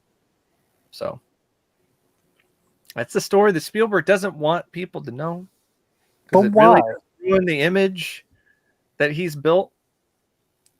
But what would the story be that he took control for what reasons of Poltergeist? I know. He wanted to do it because he couldn't do it because something about the DJ said you can only do one movie, or I know. So that's the thing. Like, yeah, the DGA says you couldn't do more than one film at that time, but it's been so long, and Toby's dead. Like, just do an interview. Just let people talk about the film. Just stop, Steven. Like, really, like, you're up there in age too. Like, that actually could be a PR thing for you, for people to be like, oh, hey, I've heard this rumor. oh, the rumor about the allegations about Heather O'Rourke. I don't know much I don't know about that. I'm not gonna go. See, I don't know anything about it. Go there myself, but I didn't know that was a thing. Yeah, I've seen some blogs that kind of brought that up. But yeah, it's something that's just disappointing, and I think Spielberg at this point, it could be a good PR move for him. Like, oh, I'm not perfect, that kind of thing, where but nope, I think it'd be a blow to his ego, and that would hurt. Now, before I go on, I wanted to ask Mike, how you doing for time? I got plenty of time. I know you said you only here for about an hour or two. I mean, I'm having so much fun right now. I can keep going. Minutes? I don't have to be at work in the morning, so it's good. It's cool for me. Well, we're an hour and a half. We'll make it like 2 hours, so another 30 minutes. Just it's a lot. This is a lot of fun. That's what I mean. See, it's a lot of fun. Just yeah, we were right about Stream 5 in the hours. Yeah, I've been talking to Matt about this, about Scream 5. But I think that the writers made a mistake. Instead of having it be the fans that are mad that the latest film wasn't true to the nature of the franchise, and then want to kill people to make it so they do it right. I think from what I've been experiencing, the more realistic and the more genuinely impactful route to take would be to have the killers be the fans who are pissed that people aren't uh, in love with or don't like the new installment of Stab, because that's really what really feels like the more I mean, realistic thing. if people like the film, that's fine. It's just Yeah, not that's our cup of fine. I've always said that it's fine. There's no problem with it. But the people who call you crazy because you don't like it, yeah, that's yeah. something else. But some people were asking your opinion on the Untouchables, the Brian De Palma film with Kevin Costner. That's a good one. Absolutely phenomenal cast. Yeah, I good mean, cast. Sean Connery, Kevin Costner, De Niro. Thank you. And I wouldn't say it's like one of my all-time favorites, but it is a good film. Yeah, it's a good movie. What's your favorite Brian De Palma film, by the way? Ooh, I've got to think about his career. His career. My favorite is probably Scarface. Probably my personal favorite. Might be Body Double now that I'm thinking about it. That's a good one. 'Cause I really liked Body Double. I don't remember The Godfather 3. I Godfather don't. 3. I'll tell you about my thoughts on all three Godfather films. I am not a huge fan of the Godfather trilogy, period. I think the first two are a little overrated to me. I don't think they're masterpieces. I don't think they're the greatest thing ever. There are a lot of other mafia films I'd rather watch. I agree because I Fellas. prefer Goodfellas and Casino. Yeah, Goodfellas and Casino. Yeah, I for prefer me. those for the mafia movies. I mean, I'm not going to say they're bad. Right. Overrated does not mean bad. I think that's something that some people have kind of forgotten about. Like when you mention that something you think is a little overrated, I think you mean it sucks, and like that's not what overrated really means. I don't think it's a 10 out of 10. I don't think the sequel's a 10 out of 10 either. I think they're honestly too long. I think that's a big problem that I have with those films. I think they could be better paced. And Godfather 3, I mean, the most memorable thing about that is the bad acting from Coppola's daughter, or that famous quote where like, just when I thought I was out, they pull me back in. That and I like to use that for a lot of things.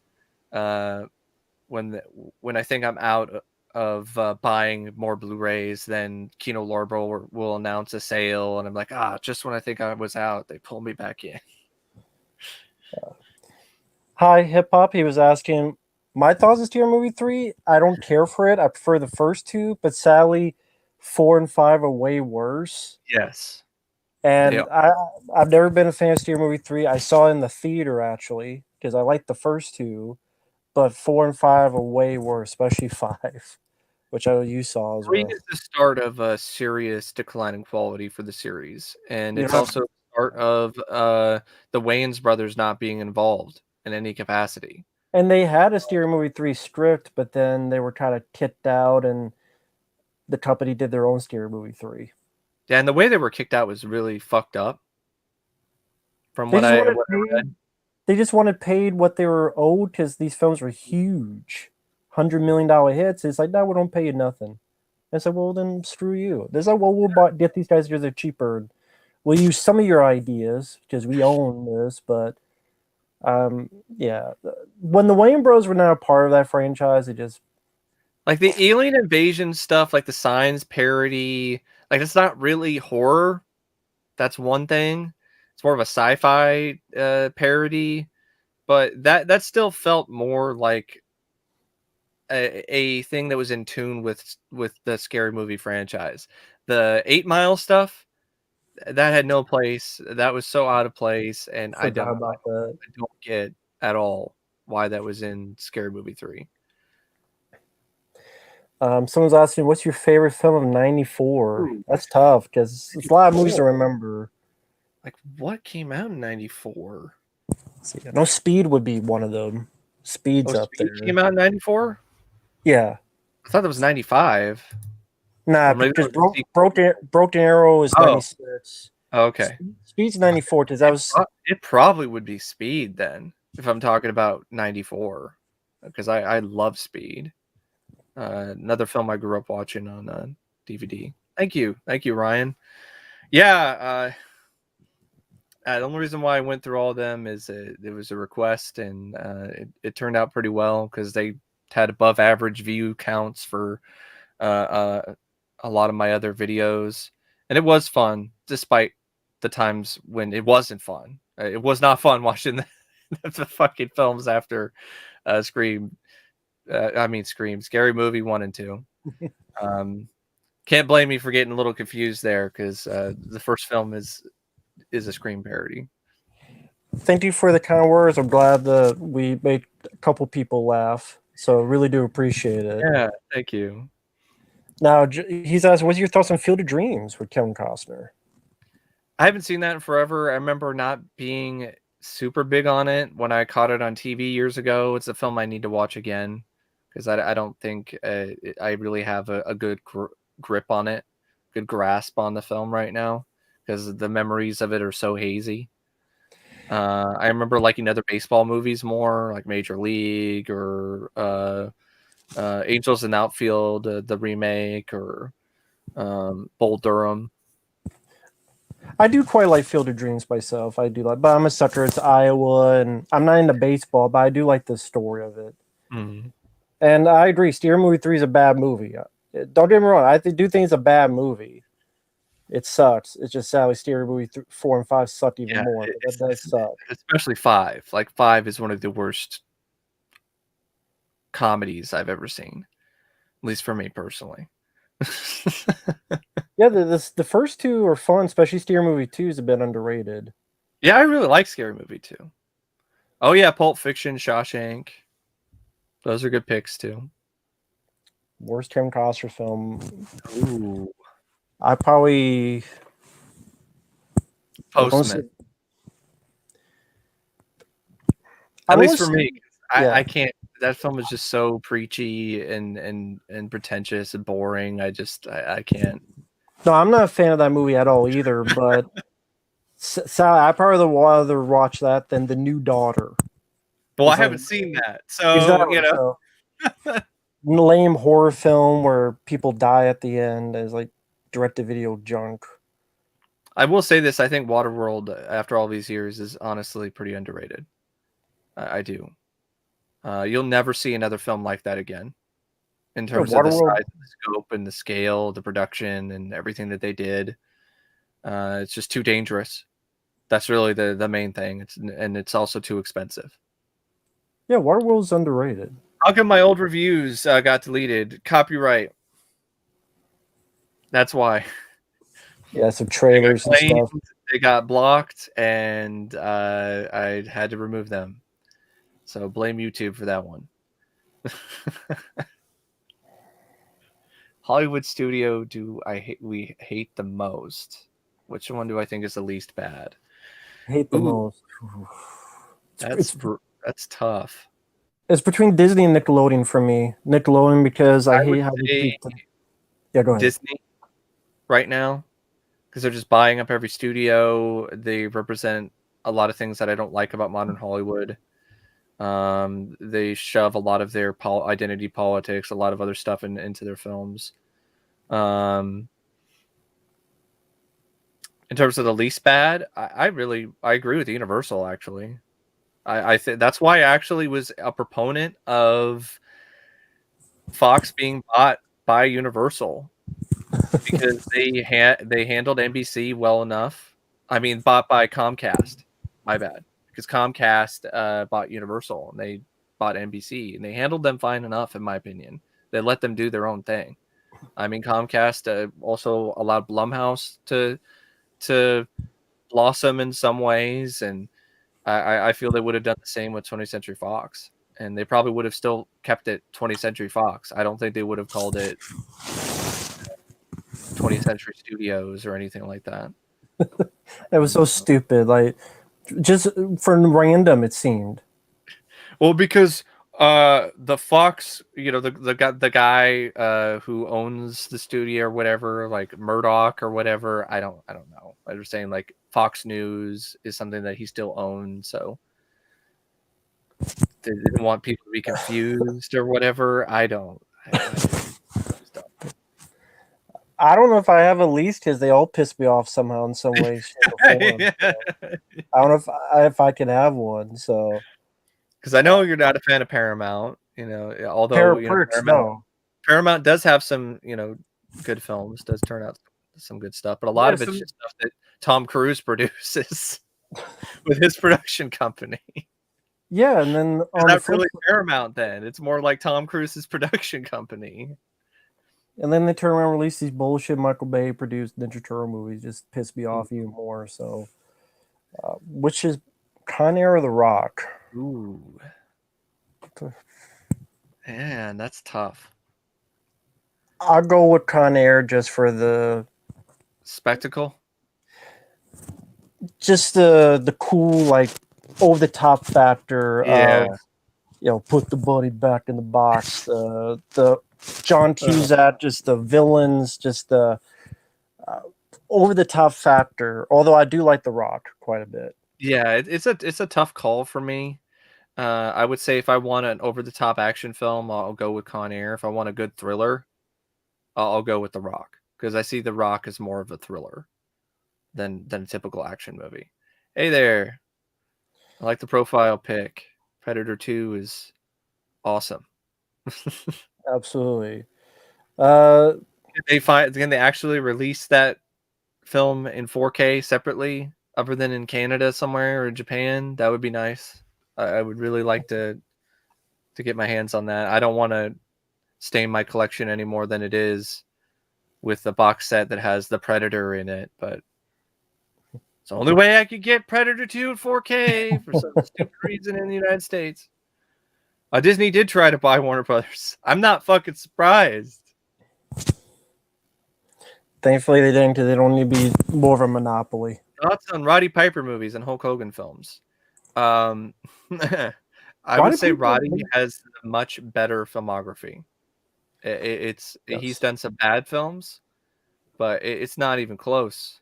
I mean, the film that I would say I could tolerate the most from Hulk Hogan is Suburban Commando, and I that's have not fun with even as that one. good as any of Roddy's best. Like you can't put that up against They Live and be like, it's equal. No, Yeah, not even.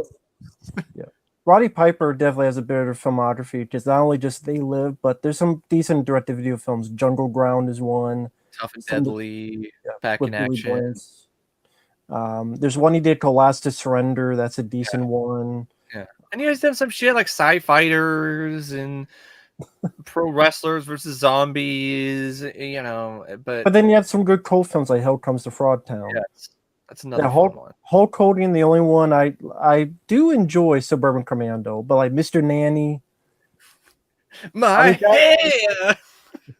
my hair. What was the line like? I forgot. I forgot the fucking line. There's You something make about fun of my hair, or there's something something. like that. Was it the Now, guy from Scrooged? yeah, it was Or it was, Ghost? it was The David cabbie? Johansen. It was David Yeah. Johansen. First you mock me, then you make fun of my hair. Something like that. I do remember that. Nowadays, I actually think that's kind of an awesome line because it's just hilarious the way that Johansson delivered it. But like when I first saw the film, I was like, "This is just cringe. This is." I thought that was just awful. But like now, I'm like, that was honestly probably the highlight of the film. Yeah, that he's like, first you defy me, then you mock my hair. You're dead.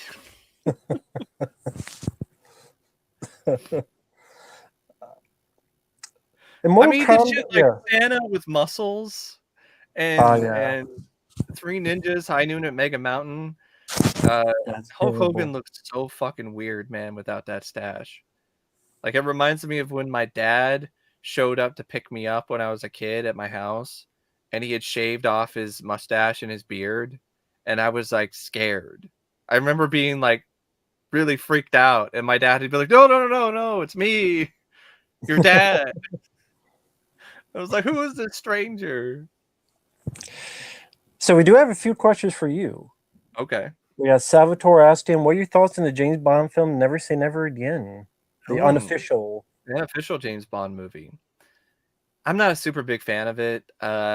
It's not the worst thing ever, but it's essentially a remake of Thunderball, which isn't really one of my favorite Bond films to begin with. There's some decent action set pieces. Connery isn't really terrible, but I don't think he's great either. It kind of seems like he doesn't have the same charisma for whatever reason. And that's really weird. I thought he was more Bond in The Rock than he was in Never Say Never Again. First, I want to give a shout out to Tony Soprano. This is from, what was it, New Year's Evil? I'll go out to get my murder at midnight. That fucking stupid ass movie. But now I ask, what's your best and worst Ghostbuster film to you? I mean, that's easy. It's the reboot. It's the 2016 film. It's Ballbusters. It will always be Ballbusters. Yeah, they shot the logo in the dick. I mean, what more do I need to say? That's the worst. Yeah, the best, the first film. Ghostbusters, the 1984 film, is easily in my top 5 when it comes to my all-time favorite films. I grew up watching that film on a VHS tape that was recorded from cable, because back in the day there were months or or at least a month or maybe like a few weeks where you would get free cable. Like your cable provider would be like, all right, here's free HBO. And for some reason at my house, we were getting it way past the supposed like deadline. Like we were not supposed to be getting HBO anymore, and we were still getting HBO for like weeks. And so my mom was like, well, I guess we have HBO now, and we don't know when it's going to go away. So get out the VHS tapes. Let's start recording some of these movies. And she recorded Ghostbusters. We also got, because of the free cable package, we were getting not just HBO, we were getting like free Encore and all these other like cable movie channels. And that's the Ghostbusters tape had Ghostbusters from HBO. Ghostbusters 2 was from Encore.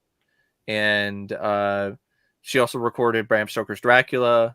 So I remember watching that from those tapes. Those tapes are unwatchable now because I watched them so many times. Home Alone 2 was on another tape. I think it was Ghostbusters 2 and Home Alone 2. So it was both films. And yeah, I just watched those films over and over and over and over again as a kid, especially the first film. The second film as well. I even remember the exact point, the exact scene when the tape would like cut to some documentary about cheetahs, because like it was recorded over another recording. So it's the scene where they fall into this river of slime and they get up out of the sewer and they're getting mad at each other, and then it would like cut to like the cheetah is the fastest, and then it would cut back to Ghostbusters 2. So for many years I did not see the full entirety of that scene until like I saw it on DVD. It was a cheetah ghost. Because of that fucking cheetah. But yeah, the first film is my favorite. I can quote a lot of stuff like from memory. Steven Cheetah. That as well. But I mean, yeah, the first film is just a classic, and it's lightning in the bottle at its finest. Top Gun or Aliens? Ooh. They got you on the Hurt Locker. That one is tough. That's tough. That's around the Hurt Locker. That I grew up with. I watched the VHS tape countless times as a kid. I even wore a flight jacket like the one that Maverick wore at a very young age. Like there are photos of me like 7 years old with a flight jacket. So Top Gun is a huge favorite of mine. But as much as I love that film, it's really just an extended music video, just gonna be honest. And it's fun. I enjoy it, but I have to go with Aliens, because Aliens is just a much more skilled film in terms of the story and the characters, and it's just a bigger spectacle of a movie. I'm not saying Top Gun doesn't have a spectacle. I guess there's some great flight sequences, and the guy who shot them did an amazing job, and he wound up sacrificing his life getting those shots. So I think that the film is definitely worthy of a lot of the praise that it gets, but Aliens is just a whole different animal. And Top Gun, as much as I love it, I just can't say that that's like better. But like, if I'm in the mood for like a fun movie, and I just want to sit back and relax, like, it would be Top Gun. Like, if I'm in that frame of mind, because it's just a good film to pop on, because you just blare the soundtrack and just chill. Shout out Drew Pin. Thank you for the kind words. Yeah, I mean, it's definitely a lot of fun doing this. Definitely need to do this. Yeah, I will definitely try to make time in my schedule to do that. I know work is starting to slow down a little bit, although sometime, like next week, still a lot of stuff. That's just what happens when you're working 2 jobs. Like, you don't really have as much free time as you once did, but you just got to work around it. All right, and yeah, move. Stupid phone's not working for me. Oh, it's stuck on this. No, it's stuck on this thing where I'm trying to move, but it's moving the screen up and down to resize it of the phone, not the. We're doing like the shaky cam thing going on. Okay, there we go. Remember that trend, Matt? Where I love shaky cam. Every action film for a certain period of time in the 2000s or the 2010s. It was fantastic. Yeah, everyone loved it. Just loved how shitty it was to be confusing. Senseless, I thought, was a pretty lame. Like, I thought it was a missed opportunity with the idea they had. I know it's a film that got one of those releases on Blu-ray that was very limited, and now it's like ridiculously expensive, and it's honestly pretty senseless when it comes to how fucking pricey this film is to get on Blu-ray. I mean, this movie of all things. It was I think the actors could work, but I think they needed a better script, and it felt tame as well. Mm-hmm. Just the whole thing. A 1990 Showdown, the first Power, I Come in Peace. I love the first Power, but I gotta go with I Come in Peace. Yeah, I love the first Power, but I Come in Peace. Showdown, I haven't seen yet. I have it on Blu-ray. No, it's a 1990 showdown between these two movies in 1990. Oh, sorry, because I think that came out in 1990. Or it was around the same time. It was definitely a 90s film, Showdown. First Power or I Come in Peace. Ooh, that is tough. I love both, but I probably gotta go I Come in Peace. As much as I like the first Power, I probably will go with I Come in Peace too, because that is a film that got me back into Dolph Lundgren. Like, that's the film that gave me faith in Dolph Lundgren solo films again. Because I don't know if people have heard this or not. For those of you who haven't, the first Dolph Lundgren film that I remember seeing outside of Rocky IV was this film called Cover Up with Dolph Lundgren and Lou Gossett Jr. It was a part of the VHS collection my aunt had, and I remember watching it, and it was confusing, it was boring. I thought it was absolutely horrendous. It was just one of the shittiest films I've seen to date. And it turned me off on Dolph Lundgren. Like, it turned me off on The Punisher with Dolph Lundgren, because it starred him and Lou Gossett Jr. I was like, oh god, these two again. Like, they were so great in Cover Up. Like, yeah, they're going to be really good in The Punisher. and I Come in Peace. I read an article about it in Starlog because I have a bunch of old Starlog magazines, and it was under a different title. It wasn't I Come in Peace? It was Dark Angel. Yeah. And the article was talking about the film, and I'm like, that sounds interesting. Like an alien comes to Earth, a drug dealer, and I was like, okay, this movie sounds like it might be interesting. And I was always curious about seeing the film for many, many years, and I didn't really get a chance to see it until I bought it on VHS at a Hollywood Video near me that was closing down.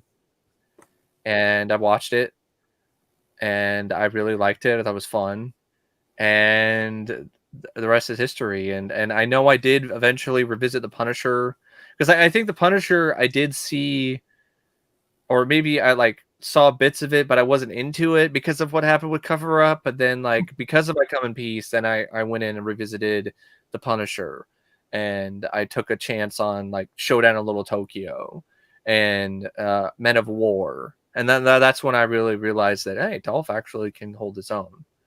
Exactly. Actor One But the Piece. first hour is still fantastic in its own right. Yeah. First Power is great, other than the stupid ending, which Yeah. because it had a different ending, and they made them do us because they thought this bad people liked this. They may get a sequel, but there was a different ending where it was a concrete ending, so that was a bad decision. But Actor One Piece, I would put above it just because it's an action film that got a lot out of its limited budget, thanks to Trader Baxley. And the alien is killing people with laser discs. That's what it seems like. It's just shooting laser discs at people. Like, it's CDs, but like there are a lot of shots where it looks like he's just firing laser discs at people. Thank you, Preminator. I have not seen Moonfall. It looks sure dumb, but it looks fun. It looked like a fun disaster movie. It looked like a fun popcorn disaster flick. That's something that Roland Emmerich is really good at. I don't like his statements though, talking about superhero films. Like, just shut up. Like, you're not doing yourself any favors. I don't like it when these filmmakers come out and say these statements. In some ways, yeah, you're kind of right, but in other ways, you're not coming across in the right way. You're coming across butthurt. I mean, I can't And disagree with him in the past couple years. yeah, no, but I'm just saying, it just comes across the wrong way. Like, just don't go there. Just, it's not a good way to promote your film either. Yeah, I mean, yeah, I can't really blame him for saying it, but at the same time, for PR, just worry about your own movie, which bombed. So, oh, I knew it was gonna bomb. We all knew that it was gonna fall. It wasn't gonna do well in the box office. But I think it could be a fun movie, and I don't buy the reviews I'm seeing where you got people making faces on their thumbnails, like, "Oh, like it's the worst thing ever." Like, they probably love Stream 5. yeah. Tim has 2 questions. How long have you had glasses, and do you like to wear hoodies? I've had glasses my entire life. I am blind as a fucking bat without them. I can't fucking see anything except if it's right in front of my face. I can't really get into contacts because I just don't like touching my eyes. It's just a thing for me. And yeah, I've been wearing glasses my entire life, and I think I saw another question. It was like, do you like to wear hoodies? Yeah. Depends. I do like to wear zip up hoodies, zip up jackets with a hood. I have one from Fright Rags that's Night of the Creeps themed. I have an OCP Communications hoodie.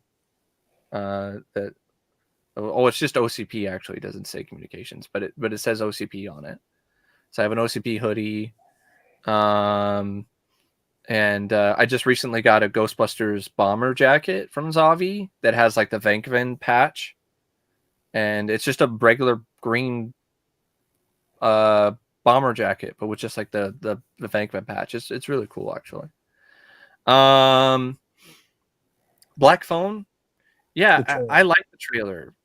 I haven't seen the new trailers for it, but I did like the first trailer that came out. It looked like something different at least. Did you see the trailer for Black Phone, Matt? Yeah. It looks interesting, but it looks like they gave away the entire movie in the trailer. Yeah, sadly, that's the kind of it's just they just keep doing that a lot in these fucking trailers lately. Yeah, and that's the thing is that it could be interesting, but if I already know everything about the movie, it makes it not bad, but just makes it less interesting Mhm. because I know more of the twists and turns. Uh, Charles Bronson, Messenger of Death. I barely remember. Kenji was awful, I haven't awful seen either of those film. yet. I know Kinshite. I only remember it because of the title. It's a very Forbidden bizarre Subjects. title. Um, I think someone else asked about Kickboxer and Bloodsport sequels. Yeah, have you seen any of them? Ooh, uh, I've seen some. I have the Kickboxer DVD collection that has all the sequels in it. I watched Kickboxer recently, really enjoyed it. I'm with Matt. I think that final fight with Tom Poe is fucking badass. It's one of the best out there. It's Oh yeah, such an Kickboxer adrenaline One. Yeah, punch. And Tom Poe he's a fucking troll. He's such a fucking troll in that film. And he's crazy. And I miss villains like that. I'm tired of these sympathetic villains. Like, just stop. Like you're trying to make me root for the villain or trying to make me feel for them. And I get it, some people think that makes them deep and makes them more interesting, but they've done it so many fucking times now that it's no longer interesting. It's just predictable. Can we as much as I wasn't that impressed with the villain and nobody, um that's as not much as I wasn't awesome. impressed with the villain and nobody, I appreciate the fact that he was just a just a guy that you're supposed to hate. Like he wasn't some guy you're supposed to feel bad for or any of that bullshit. I love how Tom Poe is a troll, and he goes way over the line. You But know, it's a confusing movie, Mike. I'm confused by the plot of Kickboxer.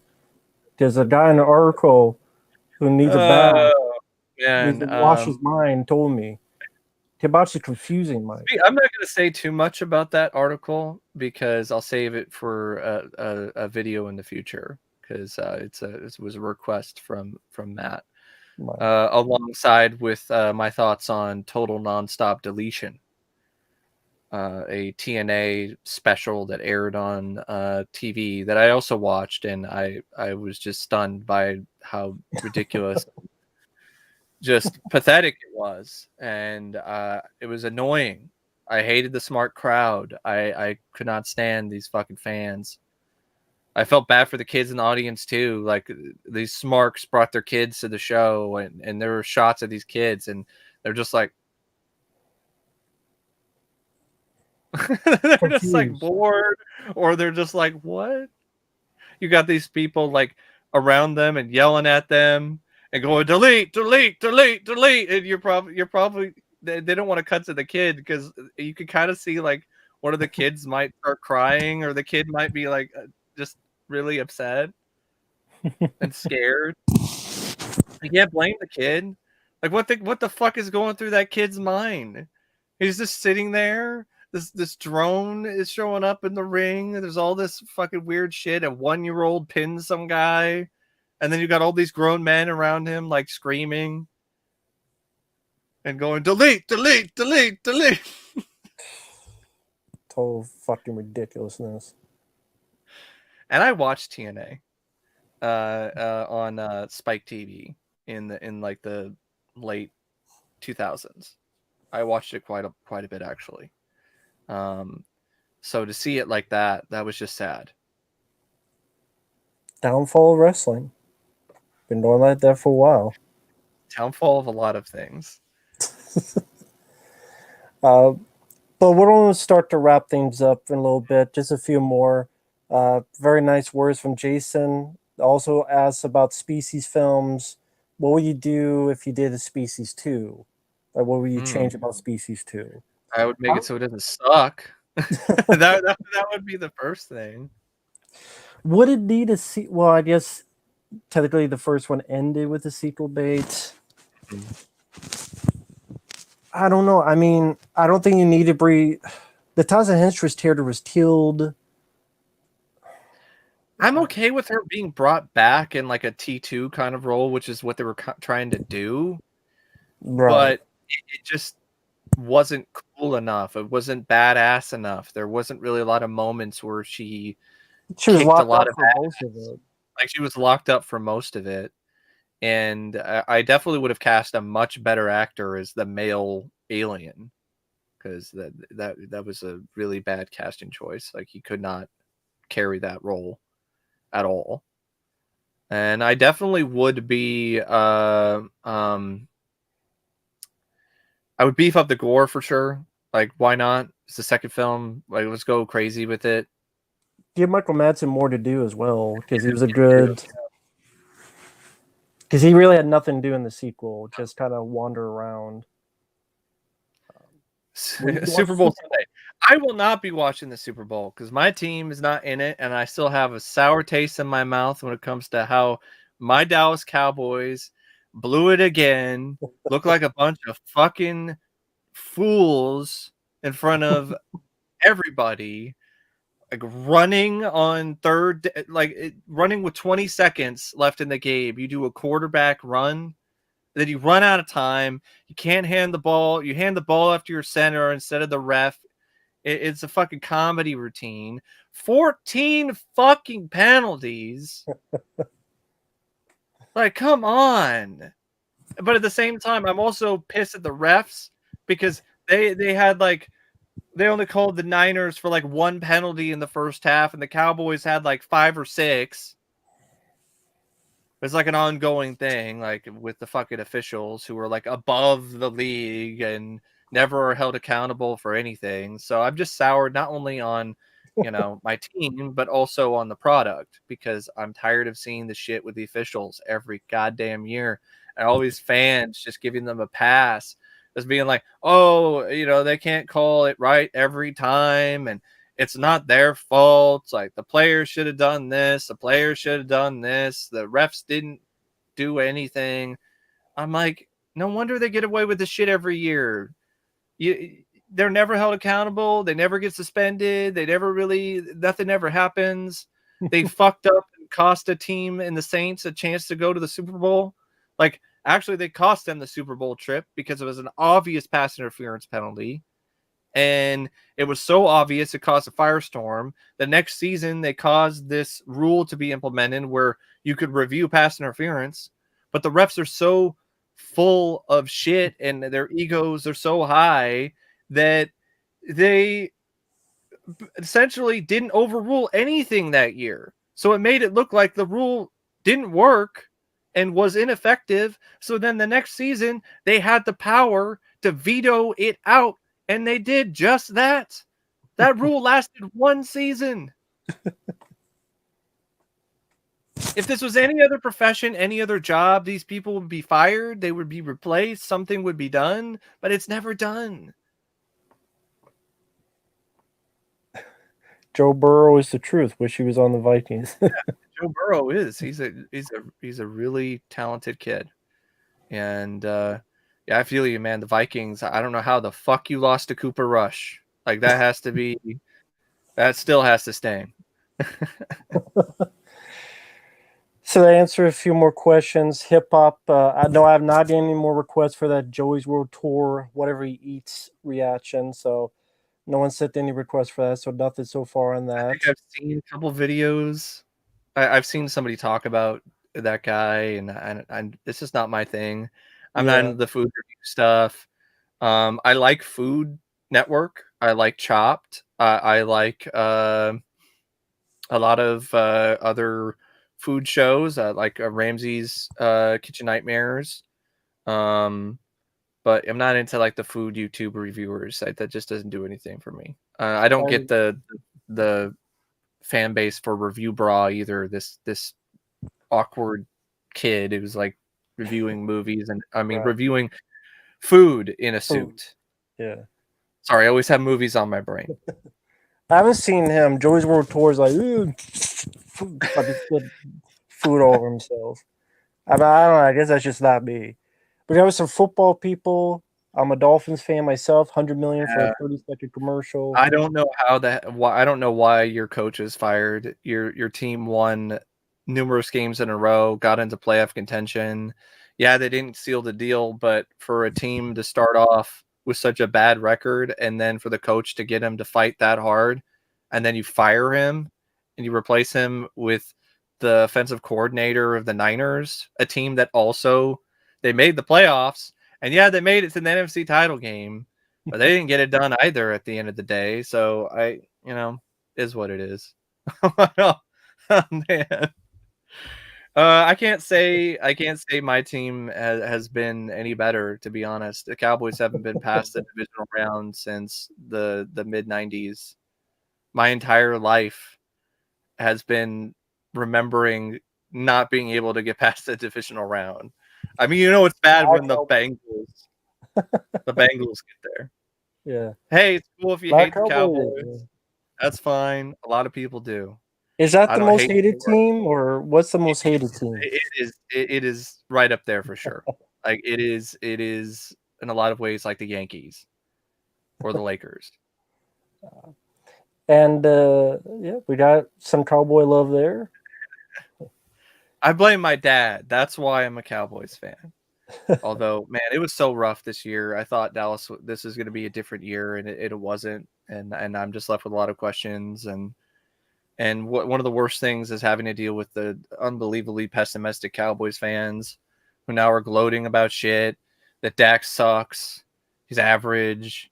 He's always been average. You've got a user with the name Dak won't win a Super Bowl, just talking all this shit on the blog now.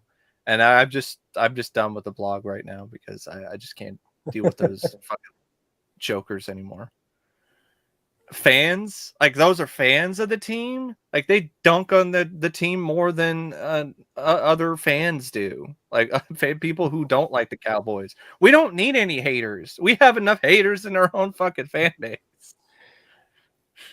So we got a few sports questions now. Least favorite sports team.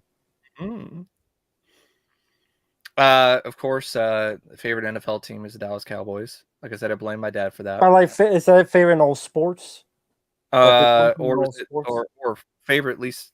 I'm just gonna kind of expand it a little bit. Yeah. Because I'm also a fan of other sports. I'm a fan of NBA. I'm a Portland Trailblazers fan. Lived in the Pacific Northwest for most of my life. Big fan of Damian Lillard. I don't know what's going on with Portland. They're trading people. It's looking like a very rough rebuilding year.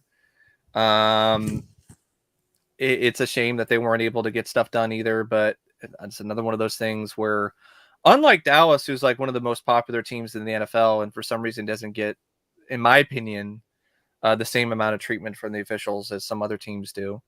Portland's a small market team, and in the NBA, that means that you're basically screwed. You're basically fucked. You made the playoffs, small market, especially if you go against the Lakers. You're not going to get calls.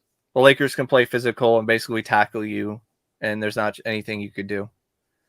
I was really frustrated with the playoff series with the Lakers in the bubble. Game 1, Portland won, and then the next few games, like the refs just flipped a switch.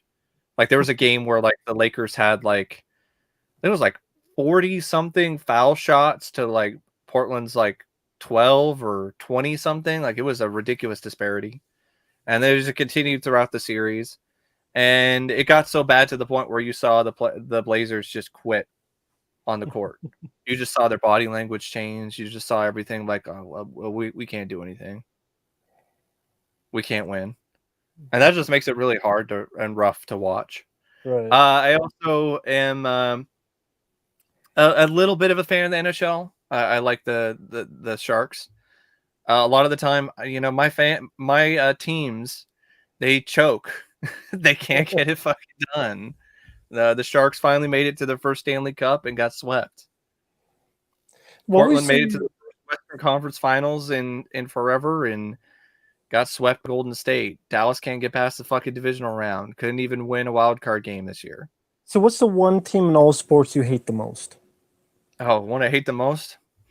That's tough. That just you hear it just drives you wild.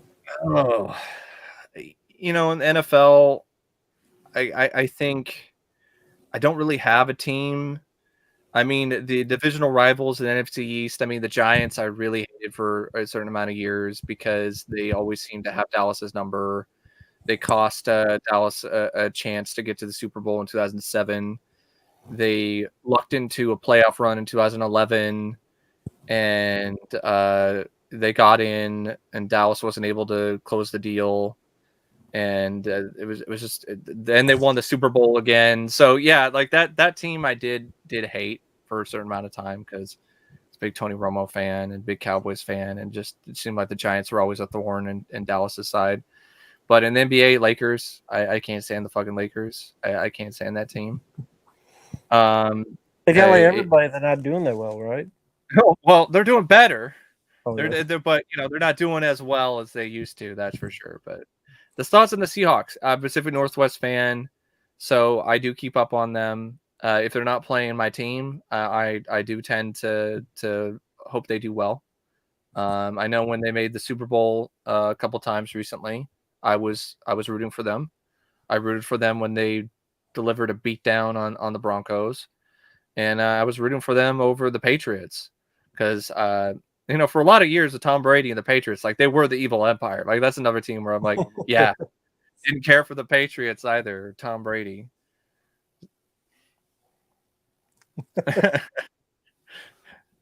Hey, yeah. Oh, cool. Another Blazers fan. But yeah, Sean White. Tomorrow's a big day for him. He's gonna win gold. Isn't he a snowboarder? I think I've heard of Oh, it's the Olympics, right? Yeah, Are they still going on? That no one so. like watching? I don't think anyone ever talk about Olympics. Like I know there's some hoo-ha. I don't know what that was about. With the Olympics, I if I want to watch something about the Olympics, I'll probably just watch Cool Runnings. Cool Runnings is a good movie though. Tom is a guy that I have gained a little more respect, considering what he was able to do in Tampa Bay. So he's a guy that, yeah, I personally don't think he's the best ever.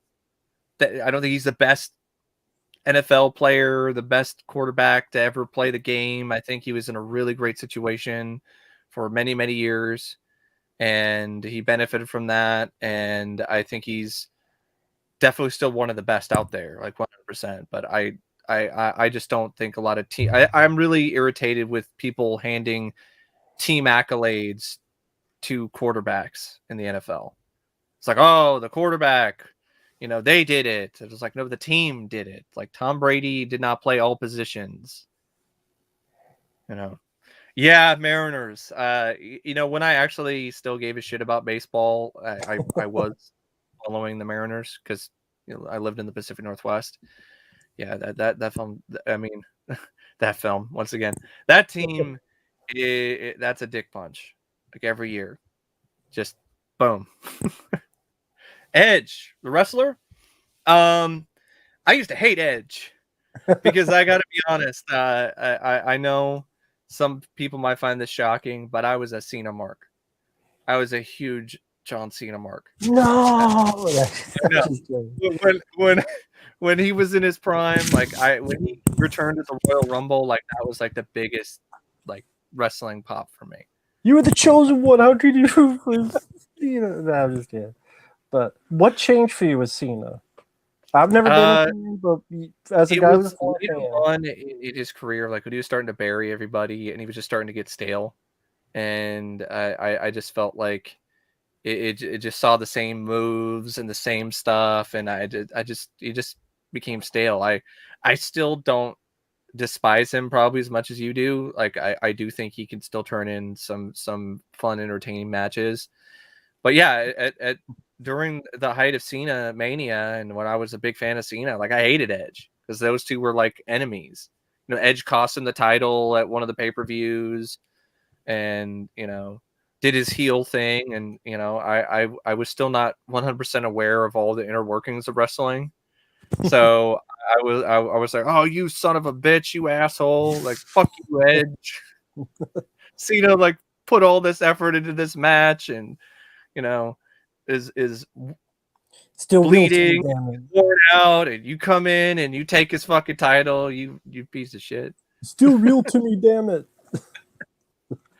But now I like Edge. I really like Edge. I think he was one of the best heels, and I think he did a lot of fun work with Christian Cage in the tag team division, and the return that he made recently was honestly one of the best moments recently in wrestling when he came back at the Royal Rumble, because you could just tell in his face like it means so much to him. I'm glad And he's doing better because he had the injury that was crippling and could have paralyzed. I don't think what they did with him since he's returned has been that great, but They he always just fuck get it a lot up. of feuds with fucking Randy Orton, and that just didn't do anything for me. Well, they fucked that up a lot. Like the whole Lashley Brock Lesnar, where Brock Lesnar looks like he's from Brokeback Mountain, and Bobby Lashley's like in a suit and be like, "Oh, I'm afraid of Brock Lesnar." What? Like someone told me that. I watched a little bit, and then I'm like, "Yep, this is why I don't watch this shit anymore." Like you fuck this shit. I would say when it comes to like modern wrestling, I am a little bit bigger. I'm definitely a bigger fan of AEW from what I've seen. I haven't seen a ton of AEW, but I saw their first pay-per-view and I thought it was great. I would like to watch more. AEW, you need to get on the WWE network thing and have a streaming service where people can watch your pay-per-views whenever they want. I don't understand why they don't have that already. That is just nonsense to me. But yeah, the first pay-per-view, the match with Dustin Rhodes and Cody Rhodes, amazing match. Great storytelling, brother versus brother, just really strong stuff. And I love what they've been doing with Sting and Darby Allin. There was a match that was like a cinematic match with Sting, and it was so cool. It was so cool to see Sting in that capacity, because I'm huge Sting mark. I love Sting, and I hated how WWE handled him. Fucking did that bullshit again with WWE versus WCW and Triple H burying Sting at WrestleMania and And for making some it reason, thing Hulk work. Hogan is Yeah, I helping know. Sting, even though they were enemies. Yeah, NWO. It's like he was a member of the Wolf Pack, Sting. He wasn't a member of the Black and White. Like his whole thing was fighting against the Black and White. It'd be like, I don't know, try and think like Kamala coming out to help Hulk Hogan. This makes no sense. Just completely random. Yeah, and it's not like Triple H needed the win. Did he need that win? No. He needs a job. He's pretty much fired. I mean, he's not fired, but you might as well. He's been you leave for a little bit. Same with Shane McMahon. No, just go home for a little bit. Yeah, I mean, there were some. I just think AEW's did a better job handling Sting. I mean, WWE did a great job at the start. Like the Survivor Series appearance was awesome, and they really handled that well. But then they fucked it up, and Sting got hurt, and then he came back for AEW, and yeah, he's up there in age, but he's still trying to work, still trying to do things, and I just think they did a much better job handling Sting in AEW. It's crazy that Sting and all of these other places in WCW and TNA, like that is where he had, honestly has been handled the best than his short stint in WWE. Yeah, compared to WWE, yeah, definitely. So I really yeah, appreciative though of his short stint though, because that led to the Blu-rays, the Sting Blu-rays. So that was a big positive. So a couple last questions. Who's going to win the season MVP? NFL. I mean, honestly, if you think about it, I would say Burrow deserves it, but he's not going to get it. It's probably going to be between Rodgers and Brady again, more than likely. I think Rodgers is a front runner, despite the fact that he got knocked out in the second round with the number 1 seed.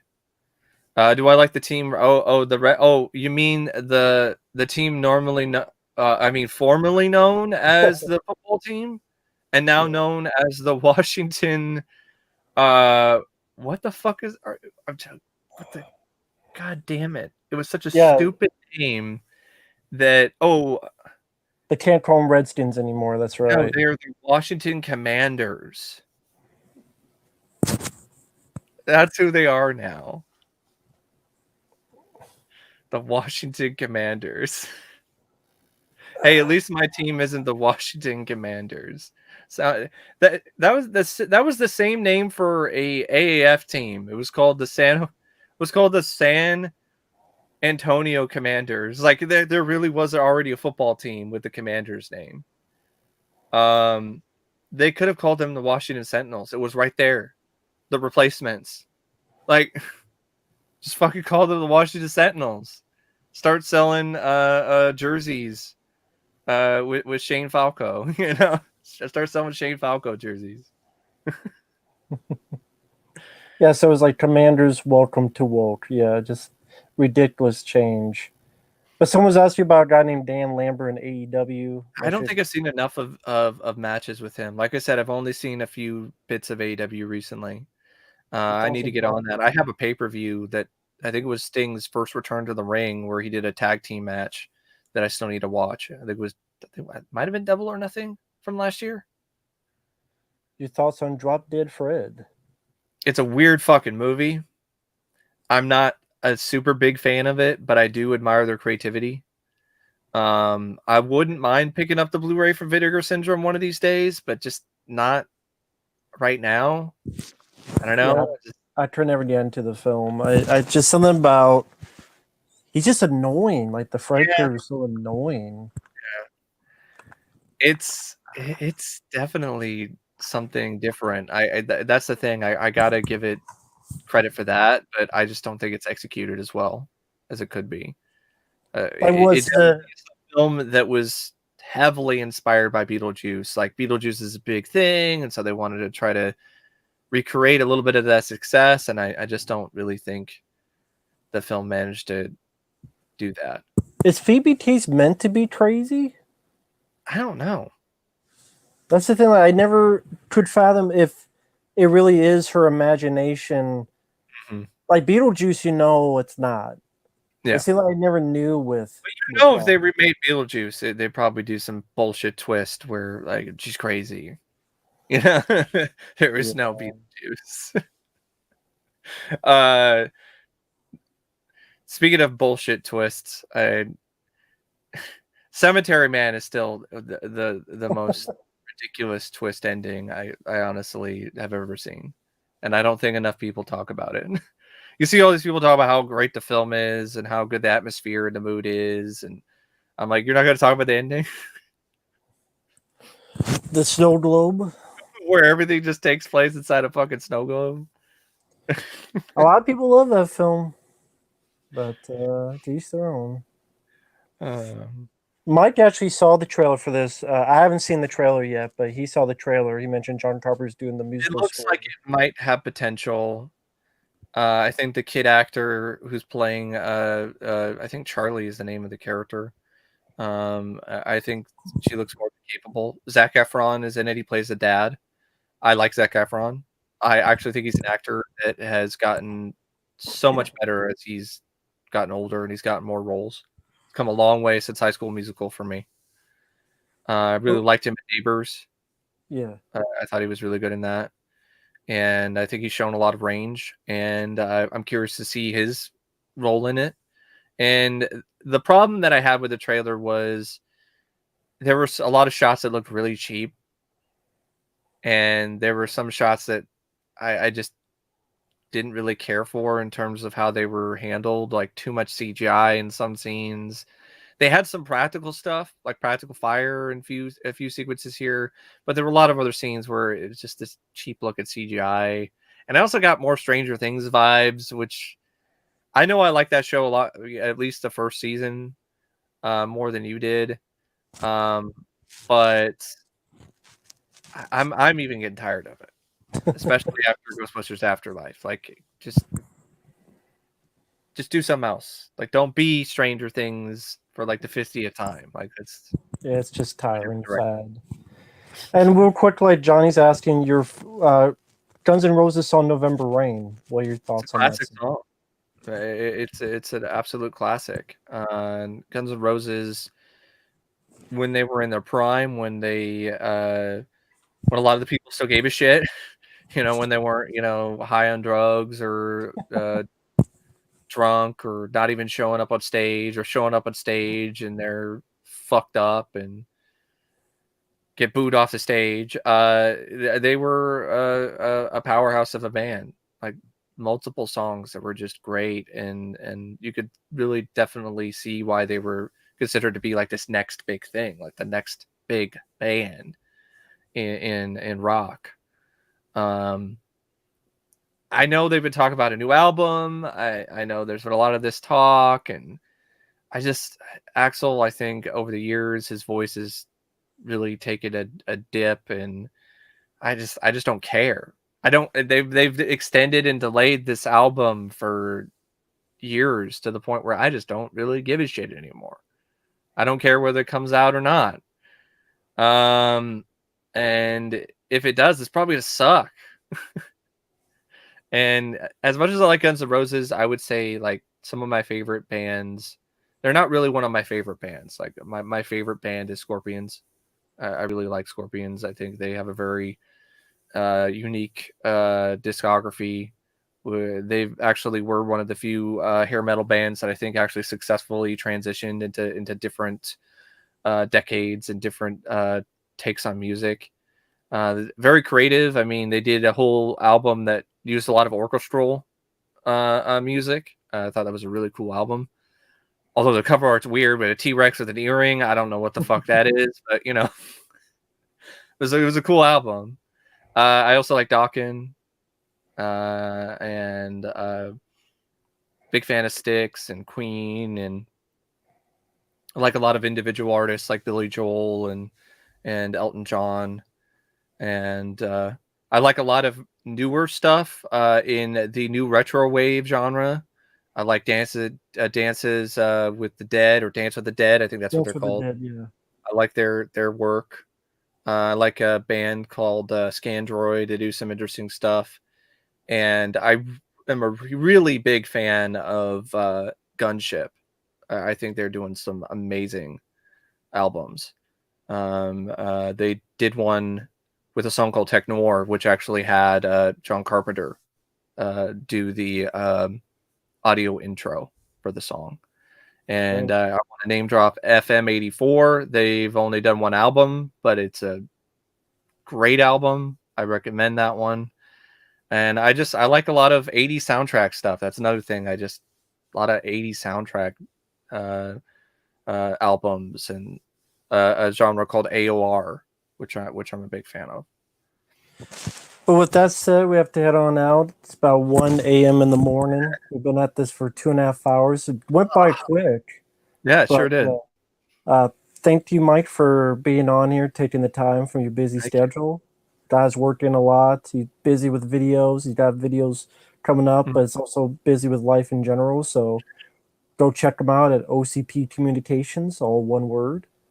And once again, Mike, thanks for being on here. There's a lot of fun. And yeah, you guys have a good night in the chat. You guys keep safe out there. And we will see you guys down the road. Ciao.